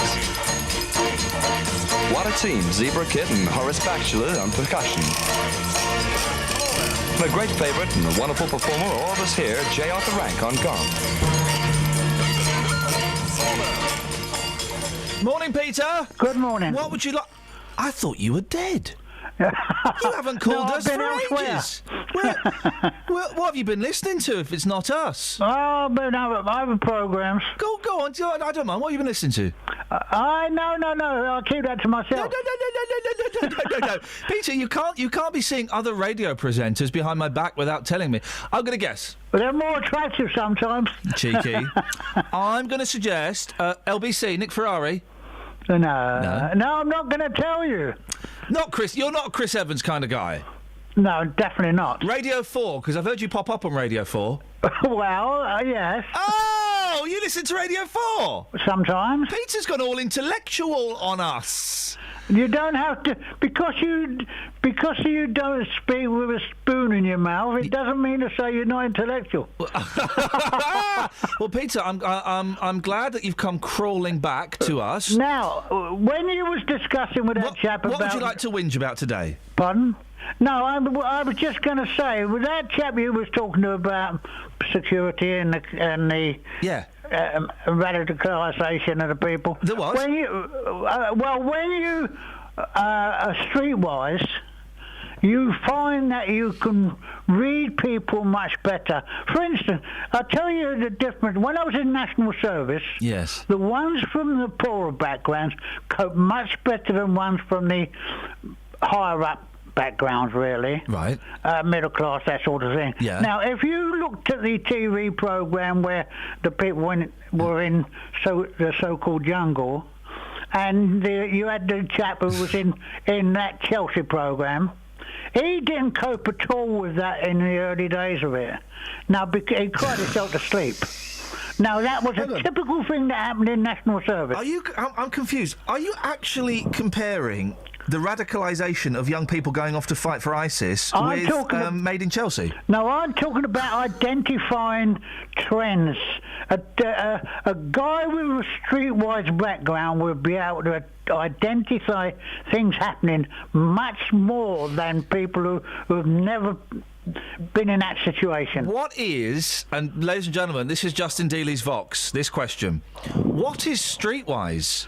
Streetwise is... because you've been in the situation... But what is it? Well, what is it? Tell me what streetwise is. It's not getting yourself into situations you know that something is going to happen. Well, I've not got myself into situations that I know something's going to happen. Am I streetwise? I don't know how long you was a member of a background where it was a difficult life. I grew up on a horrible council estate in Slough called the Britwell Estate. Does that make me streetwise? Were they all horrible? Sorry? Were they all horrible? All of the people there? Yes. Not all of them. No, there was only a small minority, really. Well, and we knew the people in my cul-de-sac were. Well, that is being streetwise. Yeah. No, they weren't. They were being bullies. No, the streetwise ones knew who the bullies were. So they beat me up? Well, then you fight back. No. But anyway... Hang on a minute. Right, so what has this got to do with ISIS? Well, what I'm saying the so-called Islamic State, we're supposed to say. The people who are streetwise identify the trend much quicker than people who come from a background, to be blunt, can't tell the backside from their elbow. OK. Do you want to play a game with me? Yeah, what's the game? Name the beat that this song comes from. Boom. Name the what? Name the beat that this song comes from. Okay. Boom.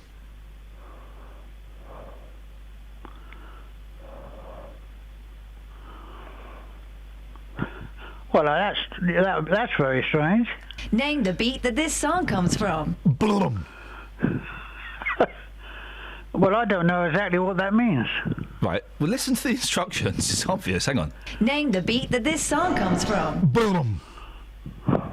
So I'm playing a drum beat. Yeah. Orally. Yeah. And you need to name the well, we got the title slightly misleading, actually. Which song does this drum beat come from, OK? Oh, that's better. He's dissing you, Kath. Don't care. Name the beat that this song comes from. Boom. So what song does that drum beat come from? Would you like to hear it one more time? No, I don't think there's any doubt that with one tiny... that would help. I'll give it... It's really obvious once you know it. Boom. No idea. No idea whatsoever. Okay, well, that's Peter. Thanks very much for playing. Well, that was very...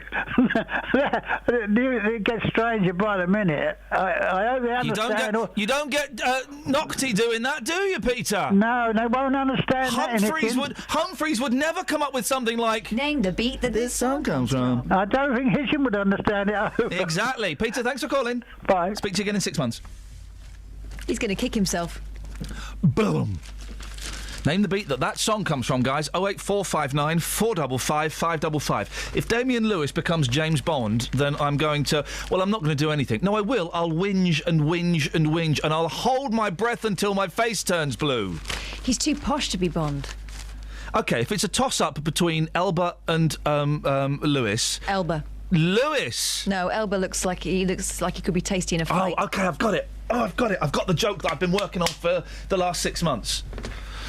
So, there's... I've kind of got it. It's go with me on this, guys. Well, look, it's a work in progress. So there's a guy, right? So, so I got a friend called Steve, right? And I say, Steve, do us a favour. In that pub, there is a really famous guy. There's a really famous black actor. Got it. Boom! Is it Denzel? No. Sorry? Samuel L. Jackson. No, listen, because this is a proper joke. So me and my mate Steve are walking past the pub. I look through the window and I see a really famous black actor. And I say, Steve, there's a really famous black actor. Could you pop in there? Is it Morgan Freeman? No, don't, please. This is proper. I will turn your microphone off because this is a proper joke. So I walk past the pub and I notice through the window there's a really famous black actor. And I say, Steve, there's a really famous black actor in there, but I'm too nervous to go and get his autograph. Would you go and get it for me? He said, sure, I haven't got a pen. I said, here's a pen and paper. It's a Sharpie. Make sure you get it back. Don't let him keep it. So he goes in there and he comes out with the paper's been signed. And I look at it and I say, no. You've got that wrong. And he says, what? I said, well, this is the... This isn't who I wanted. He said, but there's a famous person in there. Forget that I said the word black and actor. There's a famous person. Oh, right. This is it. This is actually a proper joke. Right, I think I know where you're going. No. You don't know where I'm going. I do. You don't. I bet I do. You don't. All right, well, you do your joke, and if you've not gone where I think, then I'm going to do that, and you'll realise your mistake. Right, so I'm with my mate Steve, right? We are walking past a pub, and I notice in there, it's like a gastro pub. They do nice foods. It's primarily the food is what it's. It's not really. It's not like an old-fashioned boozer. We'll do it after this. Travel news for beds, cards, and bugs. BBC Three Counties Radio. On the A120 eastbound, the exit Slip Road at junction 8 for Bishop Stortford has been partially blocked by a breakdown. On the M1 southbound, it's looking really busy past junction 10 for Luton Airport, and it's also busy on the M25 anti-clockwise from junction 20 for Kings Langley towards junction 16 for the M40. And looking at the train departure boards, there are no delays showing up there at the moment. Samantha Bruff, BBC Three Counties Radio. Sammy, thank you so much.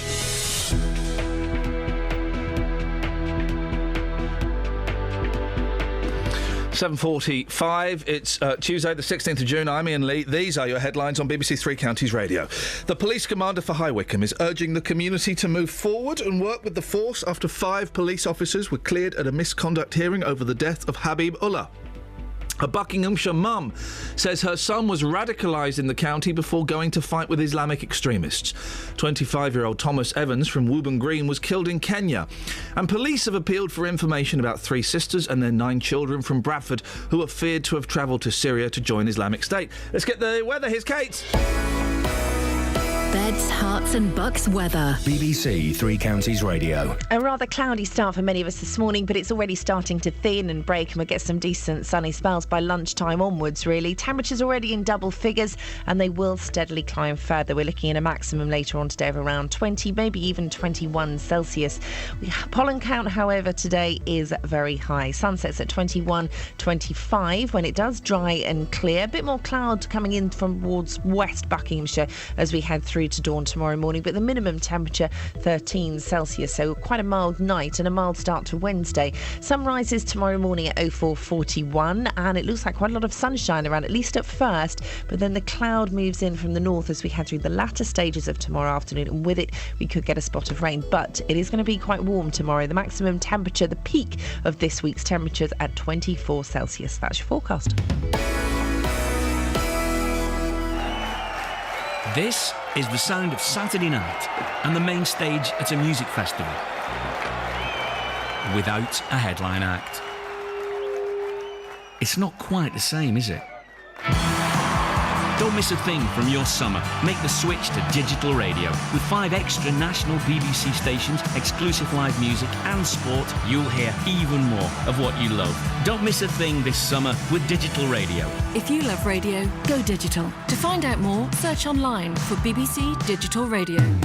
Call 08459 455 555. BBC Three Counties Radio. Walking down the street with my mate Steve, we walked past a cafe, I've decided. Oh. And I noticed that there was a famous guy in there. Says, Steve, blimey, there's one of my heroes in there. There's someone really, really famous in that cafe. Could you go in there and get his autograph? I'm too shy. He says, OK, fine. So Steve goes in there, gets in there for a couple of minutes. He comes out, he's got a signed bit of paper. I say, fantastic, let me have a look. I open the bit of paper. I say, oh, what have you done? He said, well, I've got the autograph of the famous person in there. I said, no. What you've done is you've got the signature of the manager of a football team. You don't know your arson from your Elba. Muffed it up. It's good, though. I mean... You don't know your arson from your Elba. Yeah. That is good. Yeah, that's exactly where I thought you were going. Yeah, exactly. That's how good it is. So, that's how good a joke it is. Well done. I said it first, so... No, you said it. First. Well done. He doesn't know his arson from his Elba. Keep getting that bit wrong. Yeah. The important bit, I keep getting wrong. You can use that at school today, kids. He doesn't know his arson from his Elba. I've got one. Me and Steve are out on another night. He doesn't necessarily spend all this time with you. Yeah. We're in the West He can't tell his arson from his Elba, that's the phrase. We're in the glorious West End. Beautiful, love it. And I say, Steve, take me to a play. I feel like losing myself for an hour and a half. Yeah, well, they're longer than that if they have an interval. Well, exactly, right. So I might not stay for the whole thing. It might be rubbish. So he goes and gets the tickets and he brings them back. Yeah. I should say, hang on, there's a very famous actor appearing in the West End at that time, but there's also a rubbish play going on as well. Yeah. And he comes back with the tickets and I'll say, oh, Steve, you don't know your farce from your Elba. It was Run for Your Wife. Oh, Ray Cooney? Yeah. Yeah, it's good that. I enjoyed that one. Across beds, hearts and bucks. This is Iain Lee. BBC Three Counties Radio. A 13-year-old from Buckinghamshire has been given, get this guy, 6 penalty points on his licence, I know, for riding a motorbike years before he's even old enough to have a licence. The teenager received the points after being caught illegally driving in Lane End. He was caught without a licence or insurance and was ordered to pay fines and costs of 160 quid. Well, on the line now, we've got Andrew Brumhill, who's a solicitor from Cartwright King Solicitors. Andrew, can you explain how a 13-year-old gets points on a non-existent licence? Yes, good morning to you. The law's quite clear that the lack of a driving licence doesn't preclude a court from imposing points on a licence, right? Whether that be, if in this case the person's 13, or indeed an adult. Now, and these 6 points, would it be the same if I got 6 points? They'll be gone in 3 years?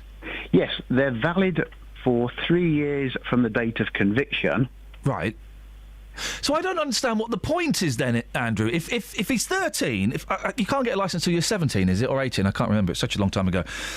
The points will be gone before he actually gets a licence.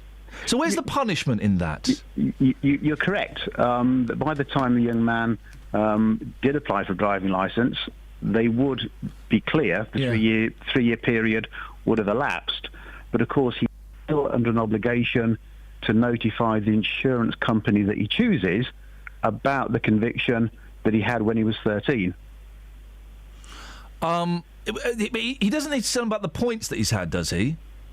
No, when he was making an application for an insurance policy, whilst the conviction is spent, the 3 years has elapsed, yeah, the insurance company would undoubtedly ask about old matters.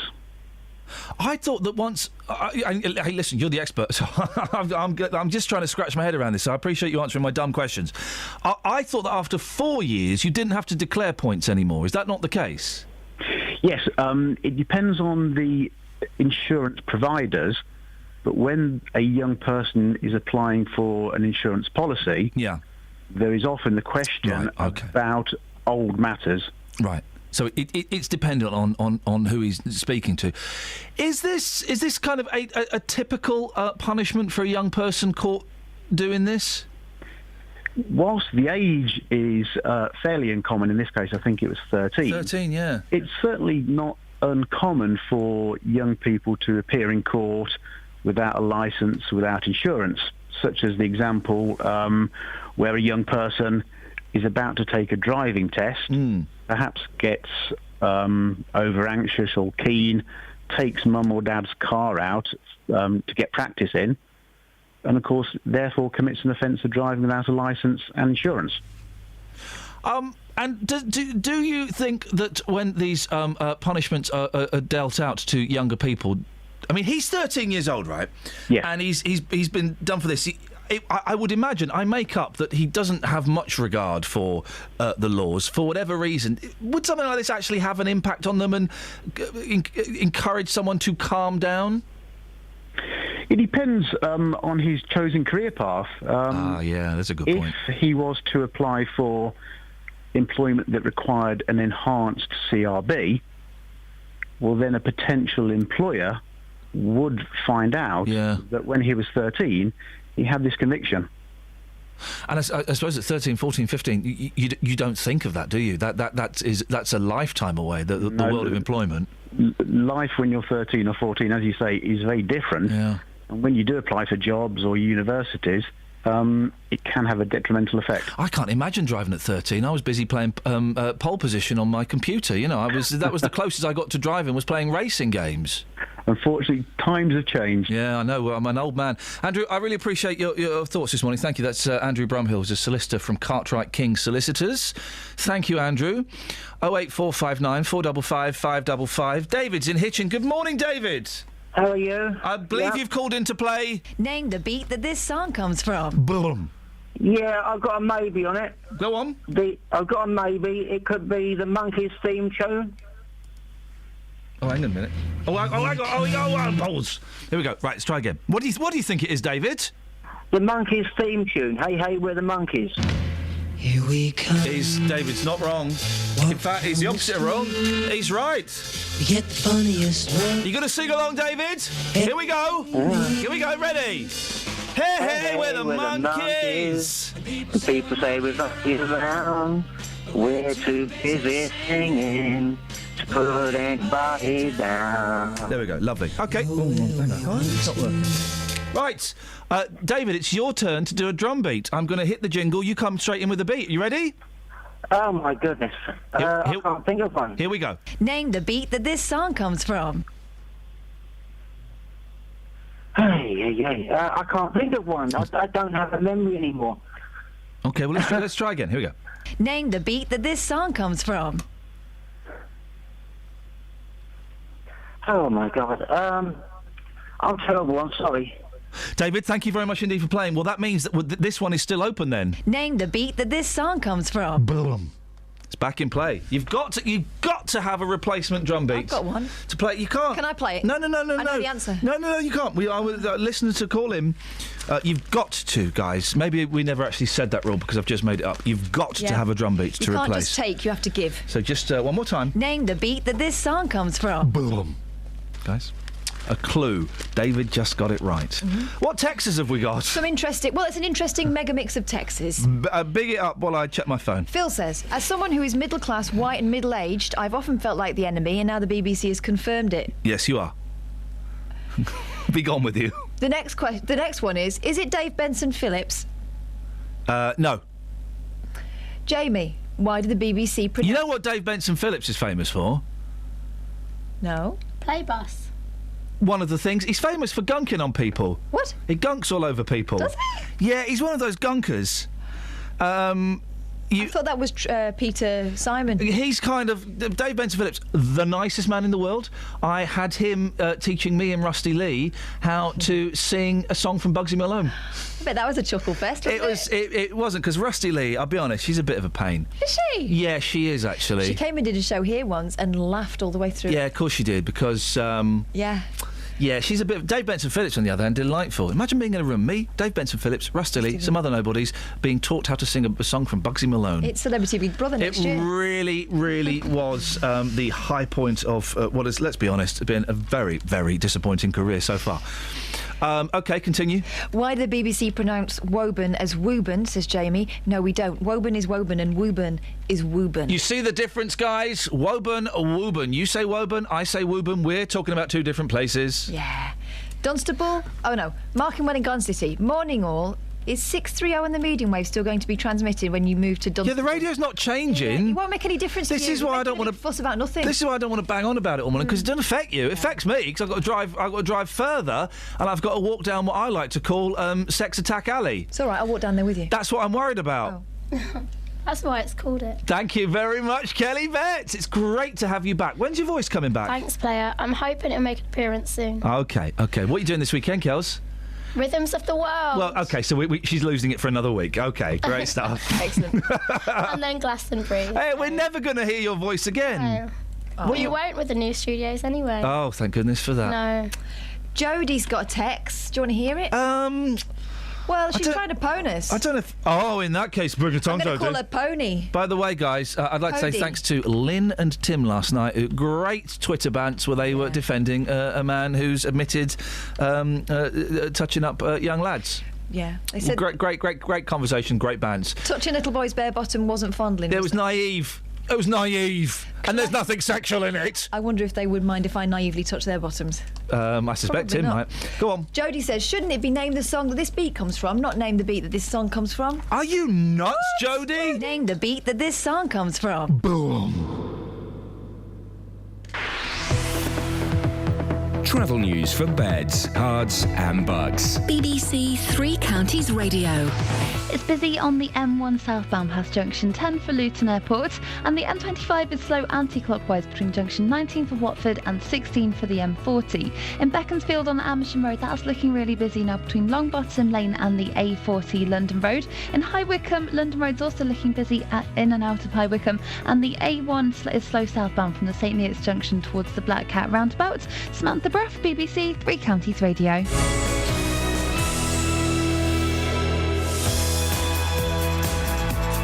I used to go out with a girl. She really fancied black actors, though. She dumped me. Yeah, she gave me the elbow. Oh, guys, come on!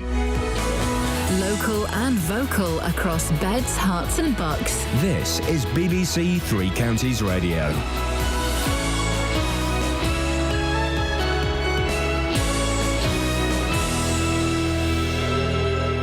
It's 8 o'clock. I'm Simon Oxley. The headlines: police urge Wickham community to move forward after misconduct hearing. Buckinghamshire man discovered his terrorist brother's death on Twitter.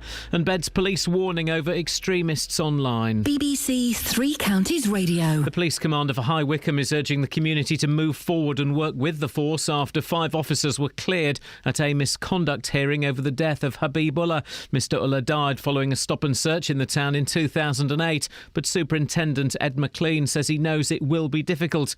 Zia Ullah, Habib's cousin, says the family will be taking civil action. Whether it's drugs related, whether it's mental health related, whether it's any other concern related, then some of the factors that the police should have considered is their approach to that person. All right? There's still due care that should have been afforded, and we really think that just simply wasn't simply the case here. A Buckinghamshire mum says her son was radicalised in the county before going to fight with Islamic extremists. Kenyan officials say 25-year-old Thomas Evans from Woburn Green was killed fighting for Al-Shabaab in an attack on a military base on Sunday. His brother Michael says he found proof of Thomas's death on social media. The first thing I did, I looked on Twitter, and the first thing I found was a picture of his body. There's no doubt it was him. It's hard, isn't it, because we remember him for being, my brother, your son, but to everyone else he's just a terrorist, and they don't have the good memories that we have. Police in West Yorkshire are expected to give more details today about 12 members of the same family from Bradford who were last thought to be in Turkey. There are concerns that the 3 sisters and their 9 children may have travelled to Syria to join Islamic State militants. Meanwhile, the Deputy Chief Constable of Bedfordshire Police says young people are being groomed by extremists online. A website aimed at preventing radicalisation of young people was launched yesterday in Luton. John Boucher says Islamic extremists promise young people all kinds of unrealistic things. He's seen some of the conversations online. The messages have come back from the extremists. No, you won't. We'll give you a villa. We've got holiday villas here that we give to you as a young fighter. Really false messaging, because it is a really difficult, hostile environment. But once they're out there, of course, it's far too late to realise that. The MP for Luton South has called for the investigation into the death of Leon Briggs to be concluded as quickly as possible. It follows the death of 25-year-old Istiak Youssef in police custody in Luton on Saturday. Mr Briggs died in custody in 2013. David Cameron has agreed to concessions over the planned referendum on Europe in the face of pressure from Conservative MPs and the Scottish National Party. He's abandoned the idea of holding the in-out vote on British membership of the EU on the 5th of May next year, the same day as elections to the Scottish Parliament and the Welsh and Northern Irish Assemblies. In sport, MK Dons, Luton, Stevenage and Wickham are in this morning's draw for the first round of the League Cup, and Andy Murray starts his Wimbledon preparations at the grass court tournament at Queen's Club this afternoon. The weather cloudy at first, sunny spells later, a maximum temperature 21 degrees Celsius, and you can get the latest news and sport online at bbc.co.uk/3 counties. Ay. Last hour, guys. Last hour. I'm feeling sexy. I want to touch your body.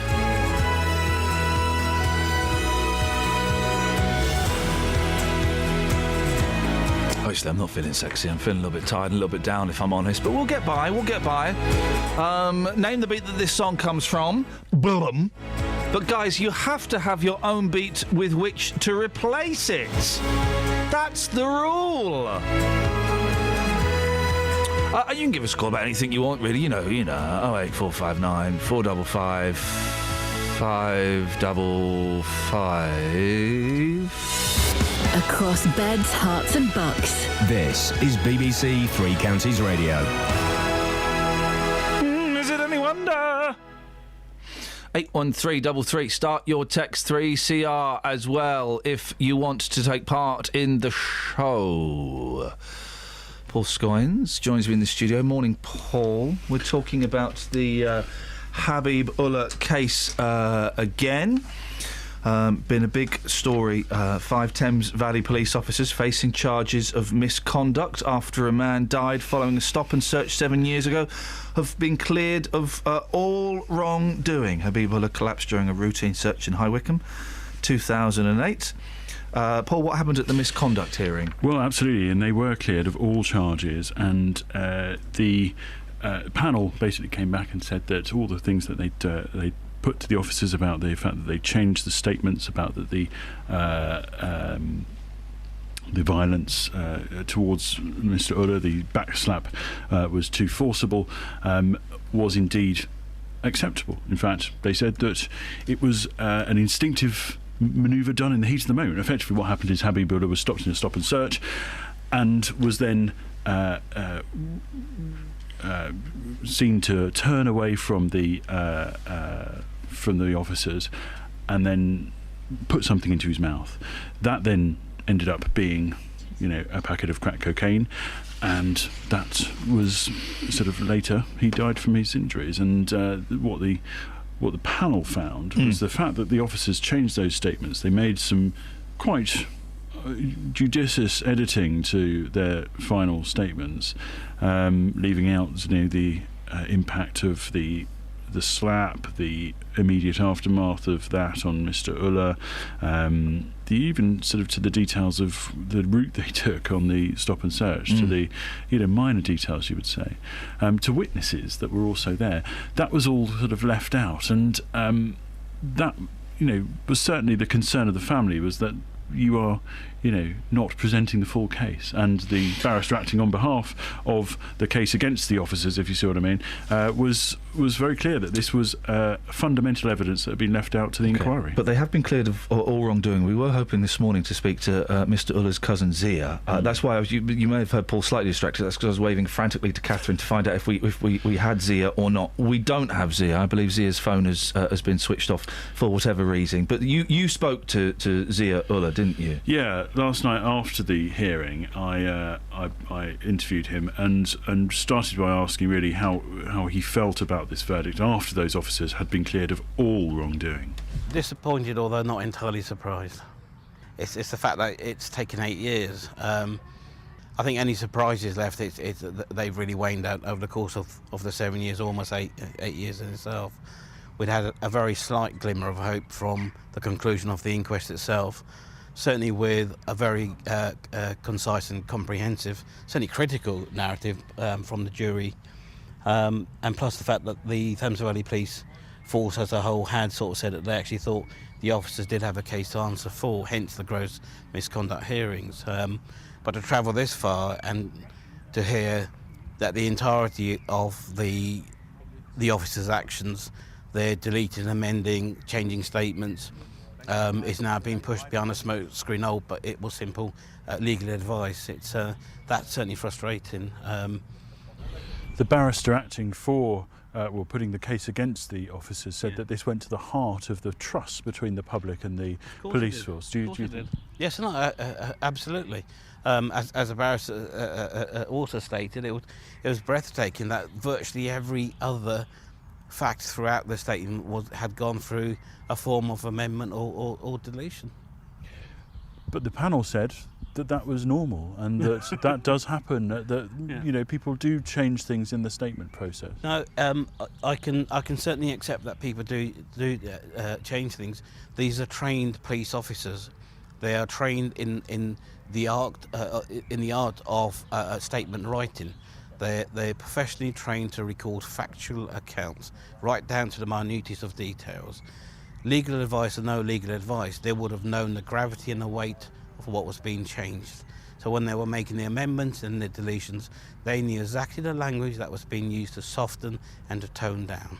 That's where our concerns are. Do you accept, though, that your cousin was doing something wrong? We have done right from the outset.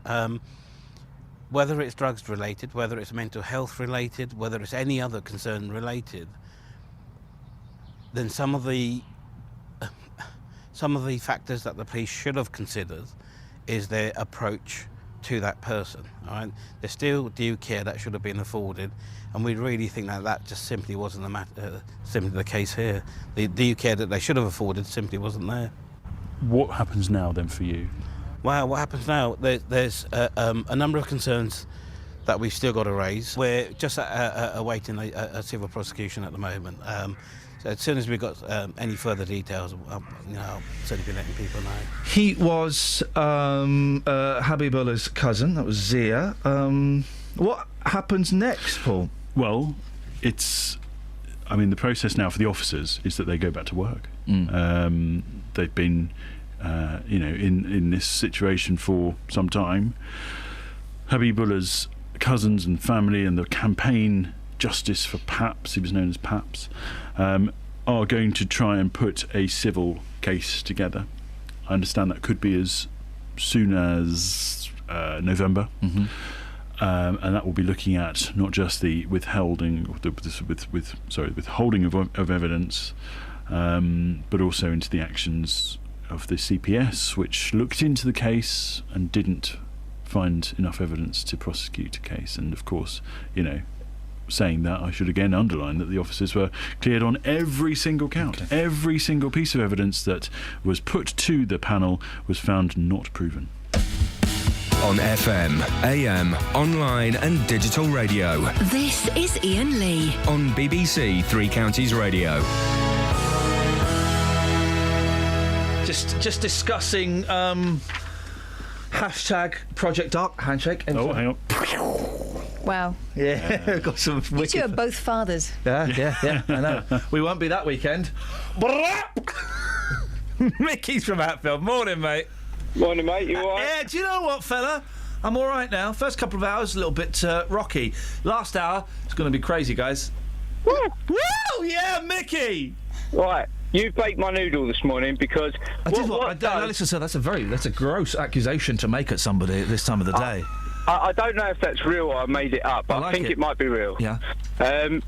What does name the beat from that song mean? How can you name a beat? Yeah. Okay, do you want to play it? Play what? Name the beat that this song comes from. Boom. How do you name a beat? Name the song that the beat comes from? Listen to the title. Name the beat that this song comes from. Boom. Can you name the beat that song comes from? No, I'm not getting it. You've lost me. A fella who owns 50 cats phoned up and got it right, Mickey. You started off, we were having great bants. You even did a woo. And you don't understand. Name the beat that this song comes from. Boom. I'm going to be honest with you. If you own 50 cats, he's probably so damn crazy it just worked. I know, exactly. Catherine, why are you typing on the screen? Why don't you just say the words out loud? Well, because I was also interested in Mickey's thoughts on the effects of electromagnetic energy on the brain. Oh, he's speaking my language. Get in there, Mickey. And you're talking to Paul Scoins as well. That's it. So you baked my noodle. It's time for me to bake yours. Oh, mate, here, let me hand you my noodle. Hang on a second. I'm going to hand you my noodle. Oh, no, it's a button fly. You wouldn't hear it. Let's... Noodle is being booked. No, hang on. Noodle is being baked, Mickey. Bake it. Start cooking. Right. So, the long and short of it is, I've been going on to a long history with my landlord over an incorrectly installed boiler, which results in me having to sleep with a low-frequency noise going wow, wow, wow, wow, wow, wow, wow, wow, wow, wow. Yeah, all throughout the night. You've got funk playing all night? No, I mean, I'm a musician, so all night, all I'm doing is counting the BPM of my boiler, which is really bloody annoying. Oh, imagine when you were 17 and you were stood in a field waving your hands in the air like you just don't care. Did you ever dream that you'd be counting the BPM of a boiler?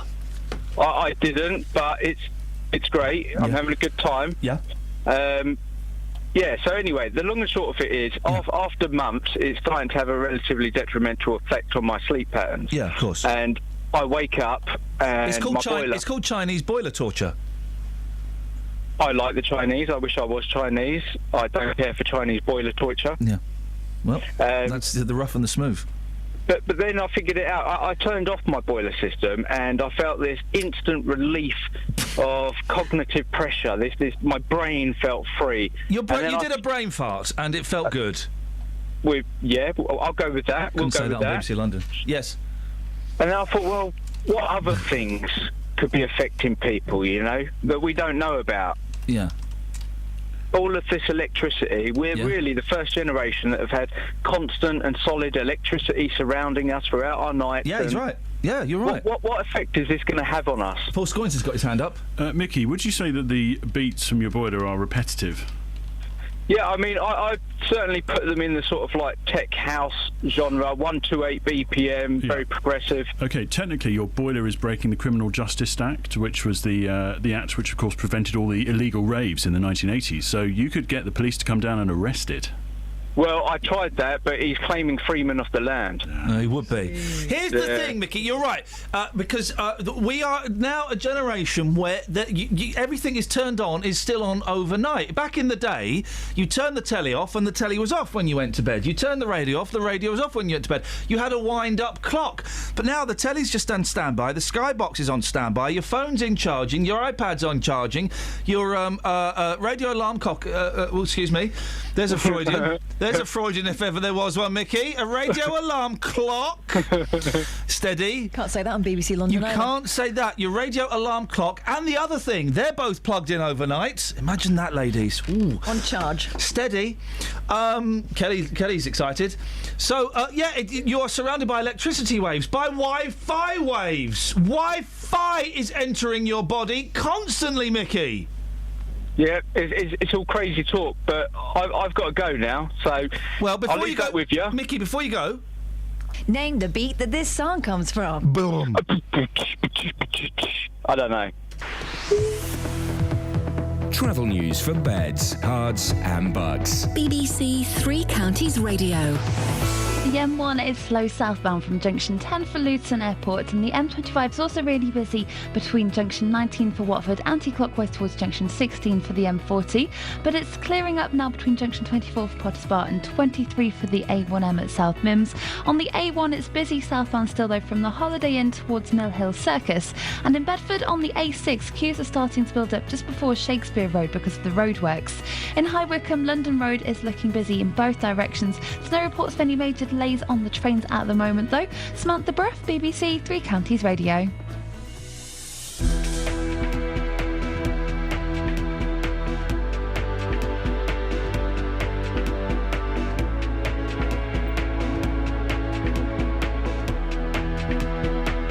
Thank you, Sammy. 8:17. It is Tuesday, the 16th of June. I'm Iain Lee. These are your headlines on BBC Three Counties Radio. A High Wycombe family say they'll take civil action against Thames Valley Police after 5 officers were cleared at a misconduct hearing over the death of Habibullah. A Buckinghamshire mum says her son was radicalised in the county before going to fight with Islamic extremists.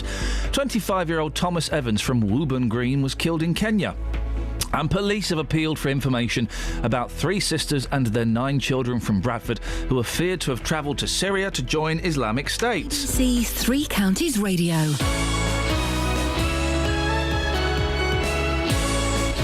Hey, man. Hey, man. Hey, man. Peace and love, man. Peace and love. The last day here. Yeah. Oh, well. It's all right. Do you know, I have worked out of this building for 22 years. Don't look old enough, you do. 22 years. This is probably the longest base I've ever had in my life. Yeah. Never lived in a house that long. No. It's quite emotional. You don't care. Not really. It's just a building. It's just another gig in another studio. Gosh. Moving somewhere else. The famous faces that have sat in that chair where you are now. The not so famous faces. Which category would Stephen Rhodes fall into? He's famous. Okay. Yeah. Did this morning. Did do this morning, didn't he? Mm-hmm. I'm Stephen Rhodes. That's right. And I'm this morning today. John Gaunt, Gordon Astley sat in that very seat, used to do his show. Gosh. Not for long. Yeah. Gaunty. When will that guy get a break? Well, he needs one. Don't we all? Someone needs to give him a show. Someone needs to give Gaunty a show. Not at this station. well, not yours on my show. No. Any of the other shows on any of the other stations will be fine. Can't have ours. What's on your show today? Is it Fond Memories of John Gaunt? No. Coming up on the big phone in this morning from 9, I'm asking, are the young Brits who go to join extremist groups abroad criminals or victims? 25-year-old Thomas Evans from Woburn Green was killed at the weekend fighting with militant Islamic group Al-Shabaab. His mother has told the BBC he was radicalised in Buckinghamshire. Meanwhile, community leaders in Yorkshire have spoken of their shock on discovering a 17-year-old called Tala Ashmal has become the youngest ever British suicide bomber. His family say he was groomed online by extremists. Well, from 9 this morning, I want to hear your reaction to this. Are the young Brits who go to join extremist groups abroad, are they criminals or are they victims? I'd love your response on 08459 455 555 from 9. Every weekday from 3. Local stories. People in Watford are being urged to celebrate their local heroes by creating a postcard in their honour. In other local news, rugby fans are being warned to watch out for fake World Cup tickets. Roberto Peroni. Now, a metal detectorist has discovered an archaeological find in a field near Royston in Hertfordshire. Taxi drivers in Luton are demanding to be allowed to drive in bus lanes at all times. There is to be a new station at the Leighton Buzzard narrow gauge railway. Roberto Peroni. Weekdays from 3 on BBC Three Counties Radio. Call 08459 455 555. BBC Three Counties Radio. A 25-year-old Buckinghamshire man has been killed fighting for Islamist militants in Kenya. The confirmation of Thomas Evans' death came yesterday after his brother found a photograph of his body posted on Twitter. Evans' mum told a Home Affairs Select Committee in February that as a non-Muslim, she'd had no support when she realised her son had been radicalised. Well, Mohammed Kaliel is from Islamix in High Wycombe, which helps improve relations between Muslims and non-Muslims. Morning, Mohammed. Good morning. What's your reaction to the news? well, obviously, immense sadness for Sally, the mother of Thomas Evans. She's been living a slow death when she's been, after appearing from the Commons Home Select Committee and learning about her son going abroad to fight for this extremist organisation. So real heartfelt condolences for Sally and the whole of her family on this. Did you meet Thomas? No, I may have done, but I can't remember. He was a local lad. We've got a few local lads that are what we call reverts or converts to Islam that visit the mosques. Right. And he would have been one of them. It's impossible to stop people going off and doing this if they want to, isn't it? Loads of people seem to be doing it, and there's nothing that we can do about it. Well, Sally held the view that maybe it's not impossible. If you're on a watch list, if the authorities are actually watching you and know that you may be vulnerable to becoming radicalised, they should really put you on a sort of stop-fly list or stop, going abroad list or monitor you. And she holds them partly responsible because her son was under their watchful eye, but seems to have travelled abroad while still being under their watchful eye. Here's the thing I don't get, right? I don't understand why people are trying to blame this on the authorities. It's really, really difficult to watch everybody and to stop them flying abroad. It's really difficult. Why are we blaming the authorities? They've got a tough enough job. Don't we have to accept personal responsibility when we go and to do things? Well, it's a bit different when the authorities actually turn around and say, in the case of Thomas, that it was somebody under their eye, watchful eye, and also another chap that we lost in the area, Omar Hussein, who also was under their watchful eye. Yeah, it's tough. It's a tough job they've got, isn't it? Well, nobody's saying it's not a tough job. At the end of the day, if it's a job, it's got to be done. Yeah, well, they made a mistake and it's a tough job. It's not their fault he went over there, though, is it? It's his fault. It's his fault he went over there. He chose to go over there. Yeah, well, there are a lot of children that want to go there, but we've got to stop them going there and get them over this vulnerable period of their life. I'm not going to let you get away with calling this gentleman a child. He's 25, so he's an adult.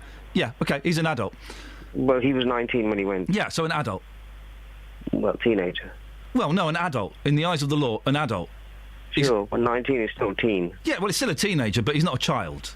I think we'd agree on that. No. I was actually referring to Dewsbury and other cases there because I don't understand this blaming the government or blaming the authorities or blaming the security forces because this bloke wanted to go over and fight with a bunch of idiots. It was his choice.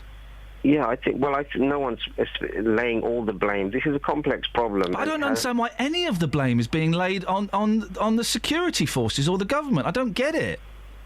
Well, if you're border control and, your job, border control, is to do a certain job and that's not being done, that makes it for legitimate complaints. Now, if at the end of the day... They can't, Mohammed, they can't keep their eyes on everybody. If this bloke was determined to go, which he was, then there are so many ways of doing it. If he couldn't fly out, he'd get a boat to Holland and then, there are so many ways of doing it, Mohammed. Surely. This responsibility lies... I would suggest solely with Mr. Evans, whose decision it was to go out there. Possibly you could put some of the blame on the dodge pots over there that encouraged him to go. But ultimately, if he was full of his faculties and wasn't mentally deficient, it was his decision to go. It's his fault, isn't it? So you wouldn't lay any blame on the government or any of the authorities involved in this country? No. Not for Mr. Evans going to fight for Islamist militants in Kenya. No, I wouldn't blame the government for that. No. Well, I mean, I think there'll be a disagreement because in trying to resolve this problem, you'll find that if we look at particularly the Mohammed Anwazi case, he blames the authorities for having made him into the monster that he is. And we don't know the full reasons why people do what they do, but we're all agreed on one thing. Remind me, Mohammed, because there's so many of these incidents. Which one was Mohammed Anwazi? Jihadi John. Right. Do you support that it's partly the government's fault? I don't support any type of... No, Mohammed, you brought it up as evidence. Do you support Mohammed Anwazi, popularly known as Jihadi John's claim that it's partly the British government's fault that he's gone over to wherever it is he is, beheading innocent people? Do you blame the government for that? I don't support any type of... Then why did you bring that up? I brought that up to illustrate to you. We're all, and you cut me off with the main point I was trying to say, is we're all agreed on at least one thing, and that is that we need to stop the migration of youngsters going from the UK or anywhere, any other country, to extremist But do you blame... You've brought this up, Mohammed. I'm just unsure what you're saying. Are you suggesting that the government is in part responsible for Mohammed Anwazi? Well, I'm saying that the government has a fair share to play in trying to resolve this problem. No. That's the the government have got a big responsibility in trying to resolve it. But you brought this up, so I'm just confused as to why you brought it up. If you don't believe it, do you think Do you think the government had a part to play in Mohammed Anwazi? I brought this up because you were trying to say the security services and so the authorities have nothing to do with this. And I'm trying to say to you that they are a very important partner in all of this. And unless we have them on board, you can't resolve this problem. No, with the greatest of respect, Mr. Kelly, you're changing what the argument was. You were initially suggesting that it's partly the government's fault that Thomas Evans, that Mohammed Anwazi have gone off to carry out their murderous deeds, and I strongly disagree. I don't think it is the government's fault. Let me clarify to you what I said. Please do. No misunderstanding. I said to you that Thomas Evans' mother, Sally, sat in front of the Home Office Select Committee and, brought this point up where she held the authorities responsible for not stopping her son going abroad. I'll be honest, mate, your argument's all over the shop. You're going backwards and forwards. Let's just clarify, Mohammed, just in case what you said was a mistake. Maybe you're a bit nervous at being on the radio.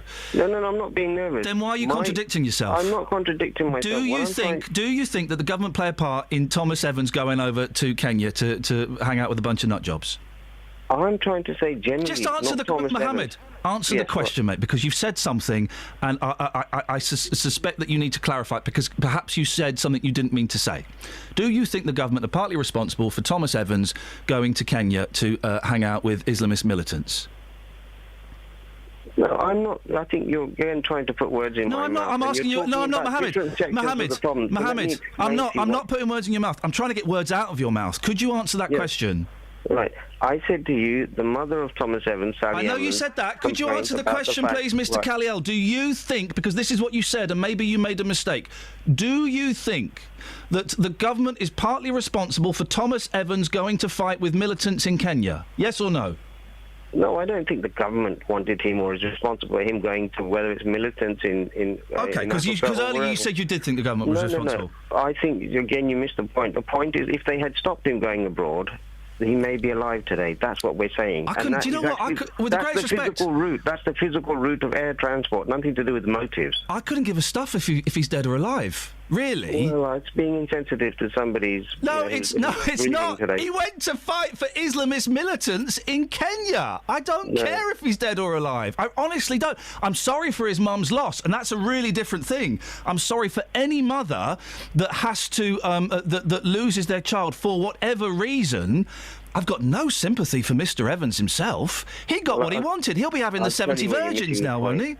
I'll tell you where you're missing the point again. Please do. It's not just Thomas Evans. There are many other people that convert, and they convert for the right reasons. They actually not bad people at heart. And what's the connection? The real issue is the people that take their minds and poison them. Those are the real evil monsters that we should be going after. So not the government, not the security forces...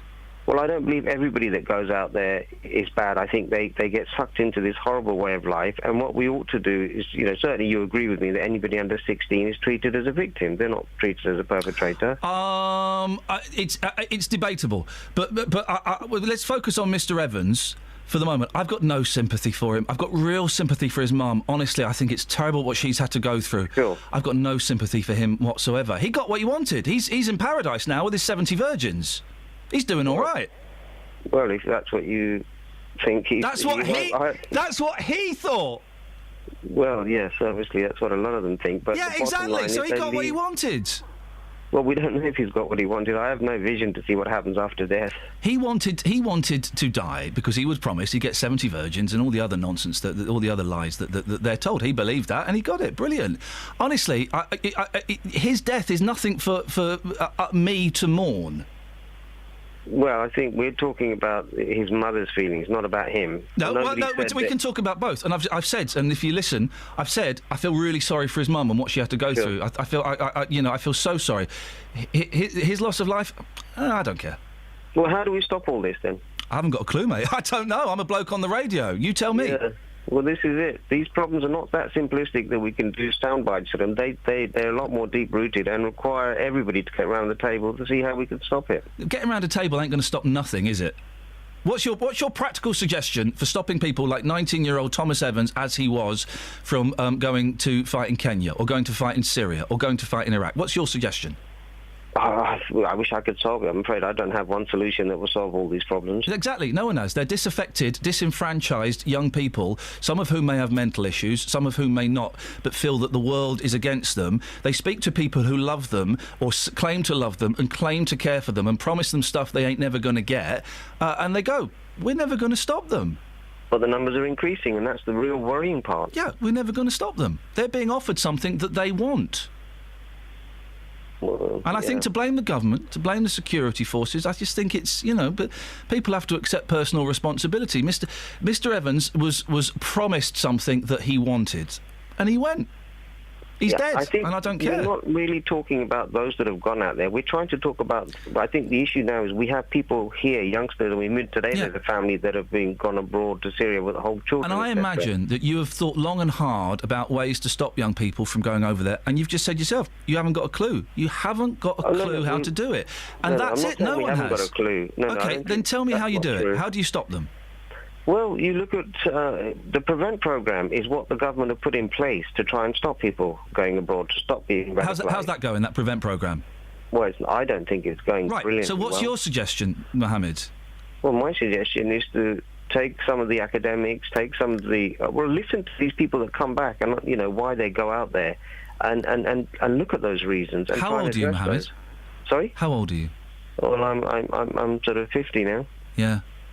I'm getting closer to 50 than I'd like to be. We haven't got a clue how a 16, 17, 18-year-old mind works, have we? We haven't got a clue. Well, yeah. You don't know. You don't know. I don't know. And also, they're going to think a 16-year-old who's angry with the world is going to think, with the greatest of respect, that you're an old fart. They're going to think I'm an old fart. They're not going to listen to anything we say. Whereas they got someone on the computer who's promising them all kinds of stuff. They're going to believe that because that's what young people do. I think the reasons are a bit more complicated than that. It's disaffection from society, it's problems with authority here. A lot of them that go out there seem to have had problems with police and authority here. A lot of them seem to have problems with integrating in society. Yep. It's a whole host of reasons. Yeah, exactly. I don't think you can't fix it down to one reason. No, I don't think I did put it down to one reason. I mentioned the disaffection. I mentioned the feeling disenfranchised, the feeling they're not listened to, the anger at the having no prospects, the fact that maybe they encounter racism or they encounter people who are against their religion, or they had a bad day at school. There are so many different factors. These are young people. We are old people. We ain't got a clue. We don't speak the same language as them, Mohammed.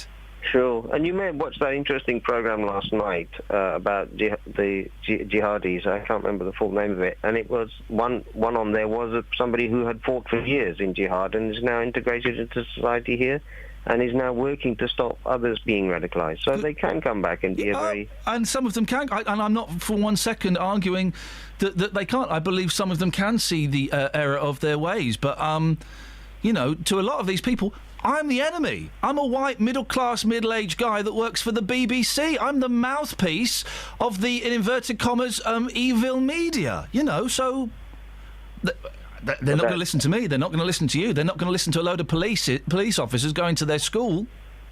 Sure. But I believe that if we work on them, we can ride them over that difficult period in life, and they can go at the other end of it, whether it takes a year or 2 years, we can find youngsters back onto a normal way of life. It's a great idea, Mohammed, and I don't think that a 50-year-old man, with the greatest of respect, and I'm not saying you specifically, I'm just saying people of our generation. Sure.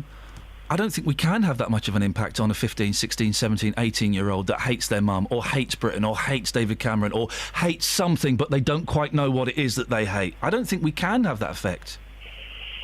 Well, I'd like to be a bit more positive, and I think some of the work has actually taken youngsters away from that path, and they've come back onto the path of repentance, said, look, thank you for rescuing me. If I'd continued that, I would have ended up in big problems. Well, two things. Firstly, the numbers are going... I could talk to you all morning, Mohammed. I'm thoroughly enjoying this, thank you. First thing, the numbers are going up, and secondly, you use the word repentance. Well, that's going to scare people away, isn't it?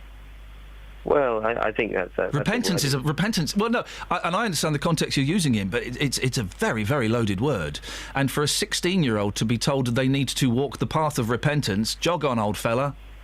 Well, if you're walking the path which harms innocent lives and property, then I think that's an appropriate word. Hey, Mohammed, listen, I've really enjoyed talking to you, and it's been great bashing some ideas around. Maybe we'll talk again. Pleasure. Thank you very much indeed, Mohammed Khaliel from Islamics in High Wycombe. I enjoyed that. We've had a couple of really robust guests today, so thank you. Am I harsh? Simon, we'll come to the news in a second. Sorry, this is BBC Three Counties Radio. We'll come to the news in a second. Let me just quickly ask this. Every sympathy in the world for Thomas Evans' mum. Every sympathy in the world. And I can understand why she's blaming other people and pointing the finger. It's not her fault in the slightest, I wouldn't imagine. Every sympathy. I've got no sympathy for Thomas Evans. None at all. You know, he went and joined a rather unpleasant militant organisation, and he got what he was promised. He got death. 08459 455 555. We're dead late. Let's get the news here, Simon. Across beds, hearts and bugs. This is BBC Three Counties Radio.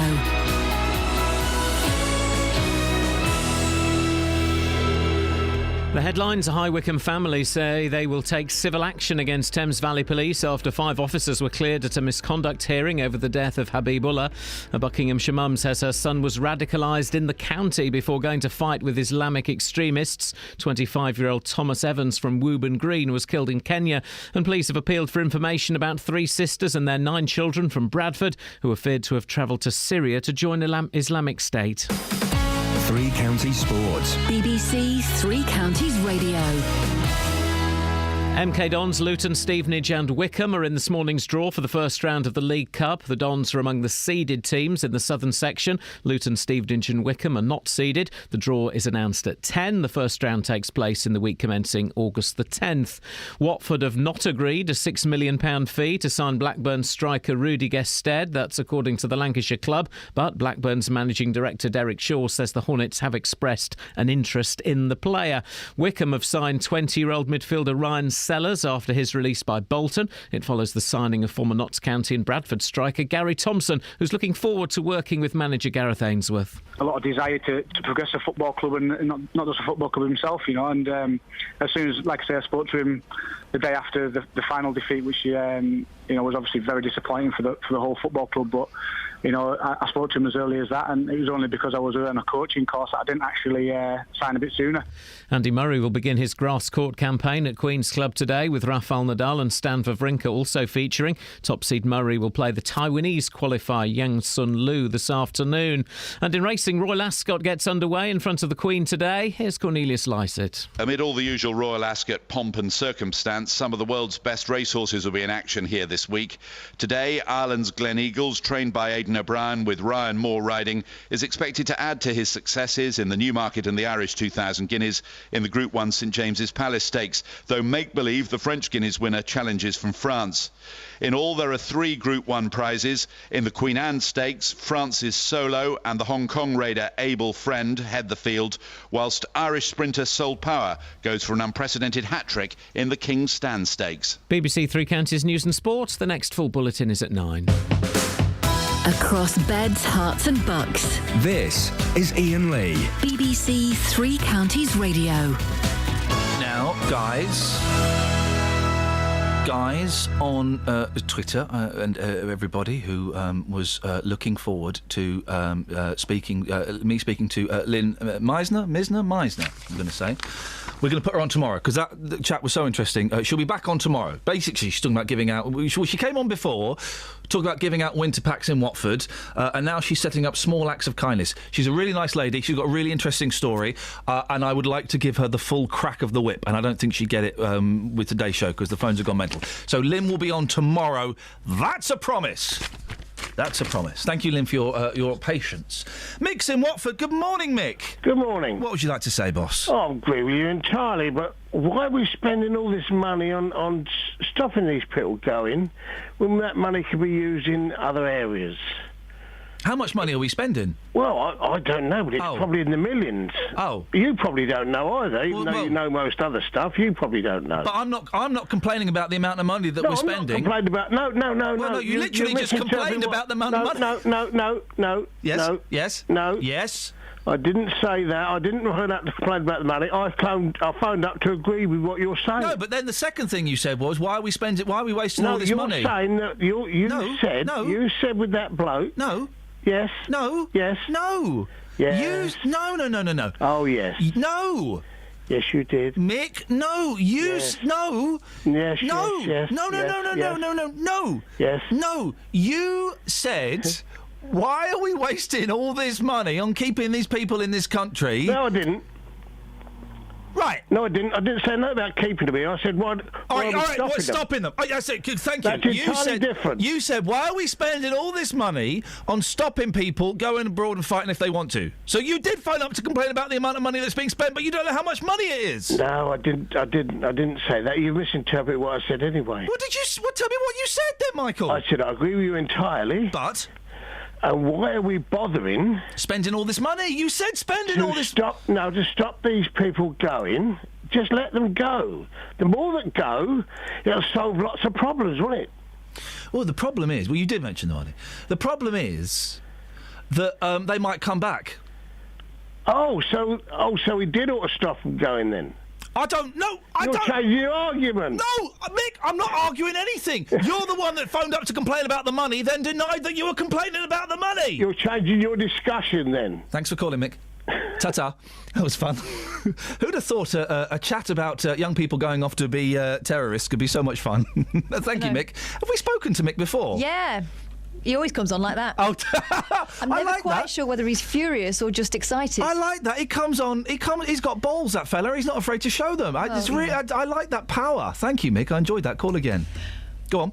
Texas? Yeah, or Danny. Let's do some Texas first. All right, Go we'll on. do some Texas. Then we'll do Danny. Stay there, Danny. OK, here we go with the Texas. Well done, Iain. Great interview. No one has the guts to say what you said, Dave from Milton Keynes. Well, I think it's not a case of guts. I think people would. I got really sucked up into the conversation. The way I like to do this radio show from time to time, and I've forgotten it a bit recently, is it's like having a chat at the cafe with some mates, and they've brought some mates with you that you don't know, and it turns out you don't really agree with them, or you're really interested to find out what their thoughts are on certain stuff, and that's what that last thing was. It was an interesting conversation. I enjoyed that. Rather than nodding and smiling and letting it go to be polite, you say, what do you mean by that? Yeah, or I think you're wrong. Yeah. Or, I hadn't thought of it that way. Let me have a think. Yeah, I can see some of that. It's fun. I enjoy it. It's a sport, guys, and also I think we all benefit from it. So many, not just local radio, but quite often local radio. Well, there's a young gentleman has been killed in Kenya fighting for Islamic State. Let's get a Muslim leader on. Why do you think this has happened? How are the family dealing with this? What can we do to stop it? Well, thanks very much. Here's Tony with the weather. Yeah. And they haven't listened to the answers. Let's not just read the script, guys. Let's go with it. Matt in Bedford has had a thought. Good morning, Matt. If they took all passports off young Muslims, there would be uproar. What else does this guy suggest to stop them moving, going abroad? It's. I mean, bearing in mind they haven't committed a crime yet. Well, I mean, that gentleman we spoke to, he did start off suggesting it was, but I have to listen back to make sure I've got it right. I heard him suggesting it was partly the government's fault, and then I heard him saying that he wasn't saying that. Let's bring Danny into the conversation. Good morning, Danny. Good morning, Iain. What would you like to say, sir? Thank you. First of all, I'm a big fan of the show. Listen to you every morning. I suggest that you get a life, Danny, but until you get a life, we're grateful that you have no life. Thank you, Danny.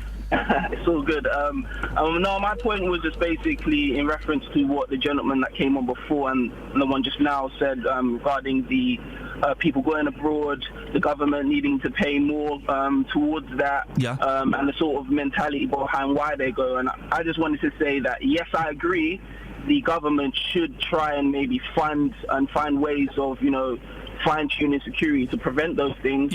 But also, I do not believe that the government are to blame for them going. That's an independent choice to go abroad, which I do not agree in. And yeah, like you said, you reap your comeuppance. Danny, we have a real thing at the moment, and I think it's like kind of the last five years, maybe a bit longer, where people don't seem to blame the person that did the crime. You know, it was Mr. Evans' decision to go. OK, you know, there may have been people that encouraged him and kind of pulled a few strings.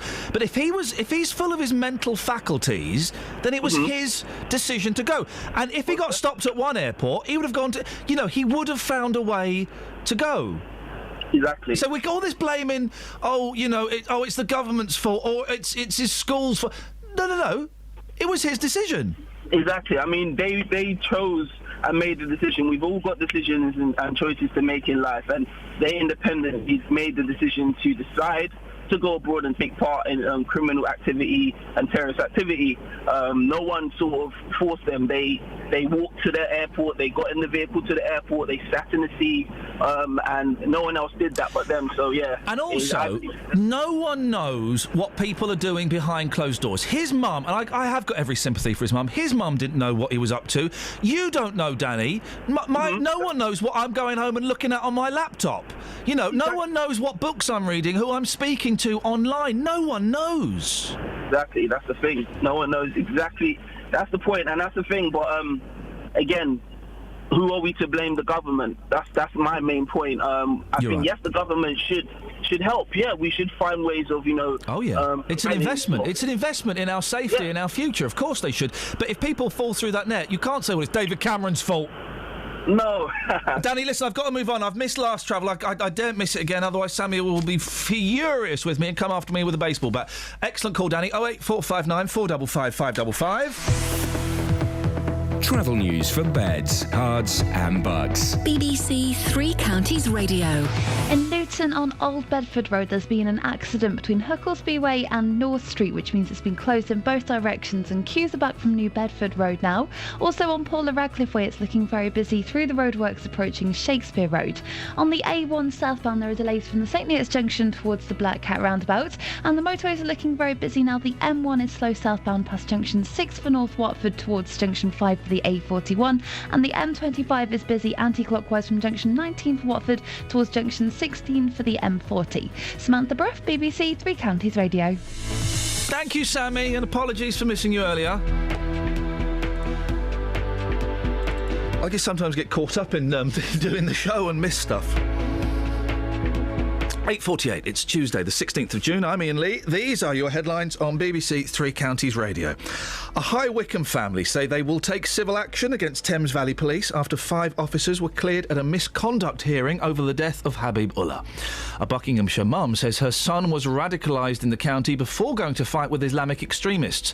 25-year-old Thomas Evans from Woburn Green was killed in Kenya. And police have appealed for information about 3 sisters and their 9 children from Bradford who are feared to have travelled to Syria to join Islamic State. Coming up, we'll have a bit of Dealey before the show. Before that, though, before the end of the show, let's get the weather with Kate. Beds, Herts and Bucks weather. BBC Three Counties Radio.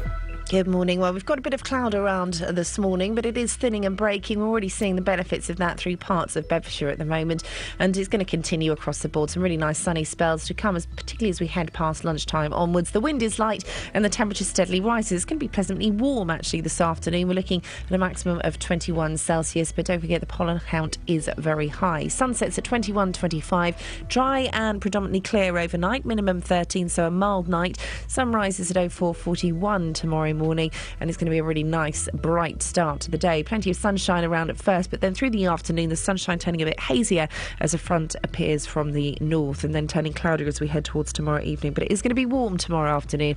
We're looking at a maximum of 24 Celsius. That's your forecast.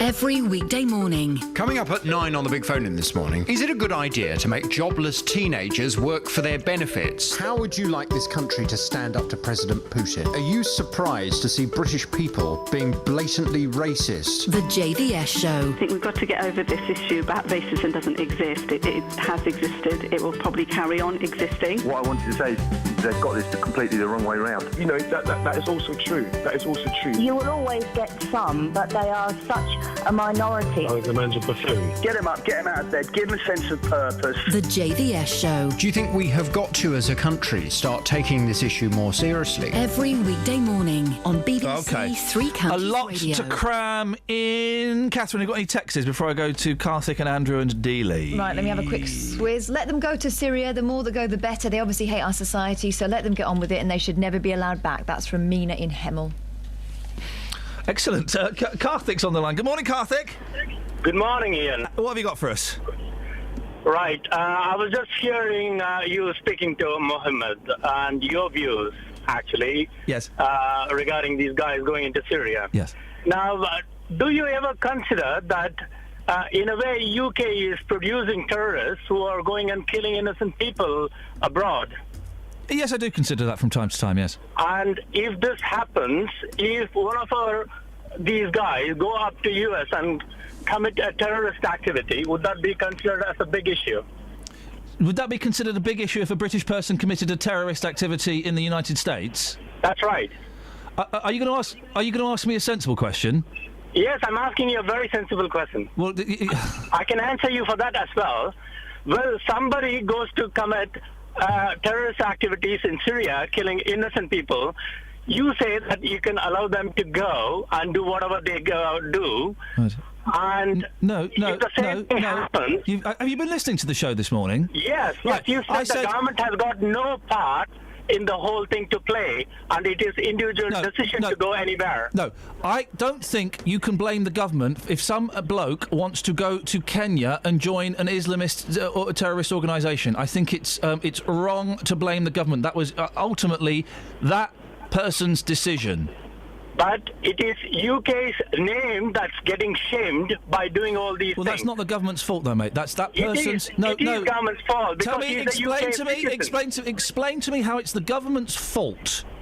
Because government should have some kind of idea what is exactly happening with its own citizens. Yeah, you're right. Because there's only 68 million people to keep an eye on. Oh, come on, that's not happening from US. There are so many US citizens going abroad to commit crimes. Okay, listen, I'm gonna let you go because I don't think you've quite got a handle on the conversation. But thank you so much for your call. Well, you don't get it, actually. But I don't get it. I don't get it. If your first question is, would I think it was a big thing if a British person went to America to commit a terrorist act? I mean, what kind of question is that? Yeah, They have done that, and it was a big thing. I do think it's quite a big thing, actually. What kind of question is that? You all right, Just? Yeah, it's very tense down here. It's very tense. You're going to give me some light relief in a second. Yeah. Hold off okay. from giving me relief. Andrew? Hello, Ian. We're going to get some light relief. We're all going to get some light relief from Justin in a second. Back to reality. But before that, Andrew, what would you like to say? It's only a quick one. You know, you had that discussion with the gentleman. I thought you were a little bit dismissive because he was evasive on a question. No, I wasn't dismissive. I was pursuant. Yeah, well, I think a valid point got missed. He did raise the point that everyone should get around the table at some point, and I actually agree with him on that for two reasons, really. If we want to understand what they're using as bribery for these people so that we can understand how to stop it from happening and to prove it as being, The bribery they're using, Andrew, is when you die... No, that's what we're told, but there's got to be other things. When you die, Andrew, you get 70 virgins, right? How can you compete with that argument? And Andrew, what table? Who's going to host it? Who's going to... If I'm a 16-year-old and I'm disenfranchised and disaffected, and I hate you and I hate the government... Well, I'm not going to go... I don't think you're giving 16-year-olds enough credit. They've got more mental power than that. There's other things, and there's reasons why we're not being told. And I think everyone needs to understand. Everyone needs to sit down and understand it. But, Andrew... They're not going to... The kids that are going off to fight, the 19-year-olds that are going off to fight, they're not going to sit around a table with an old fart like you and me.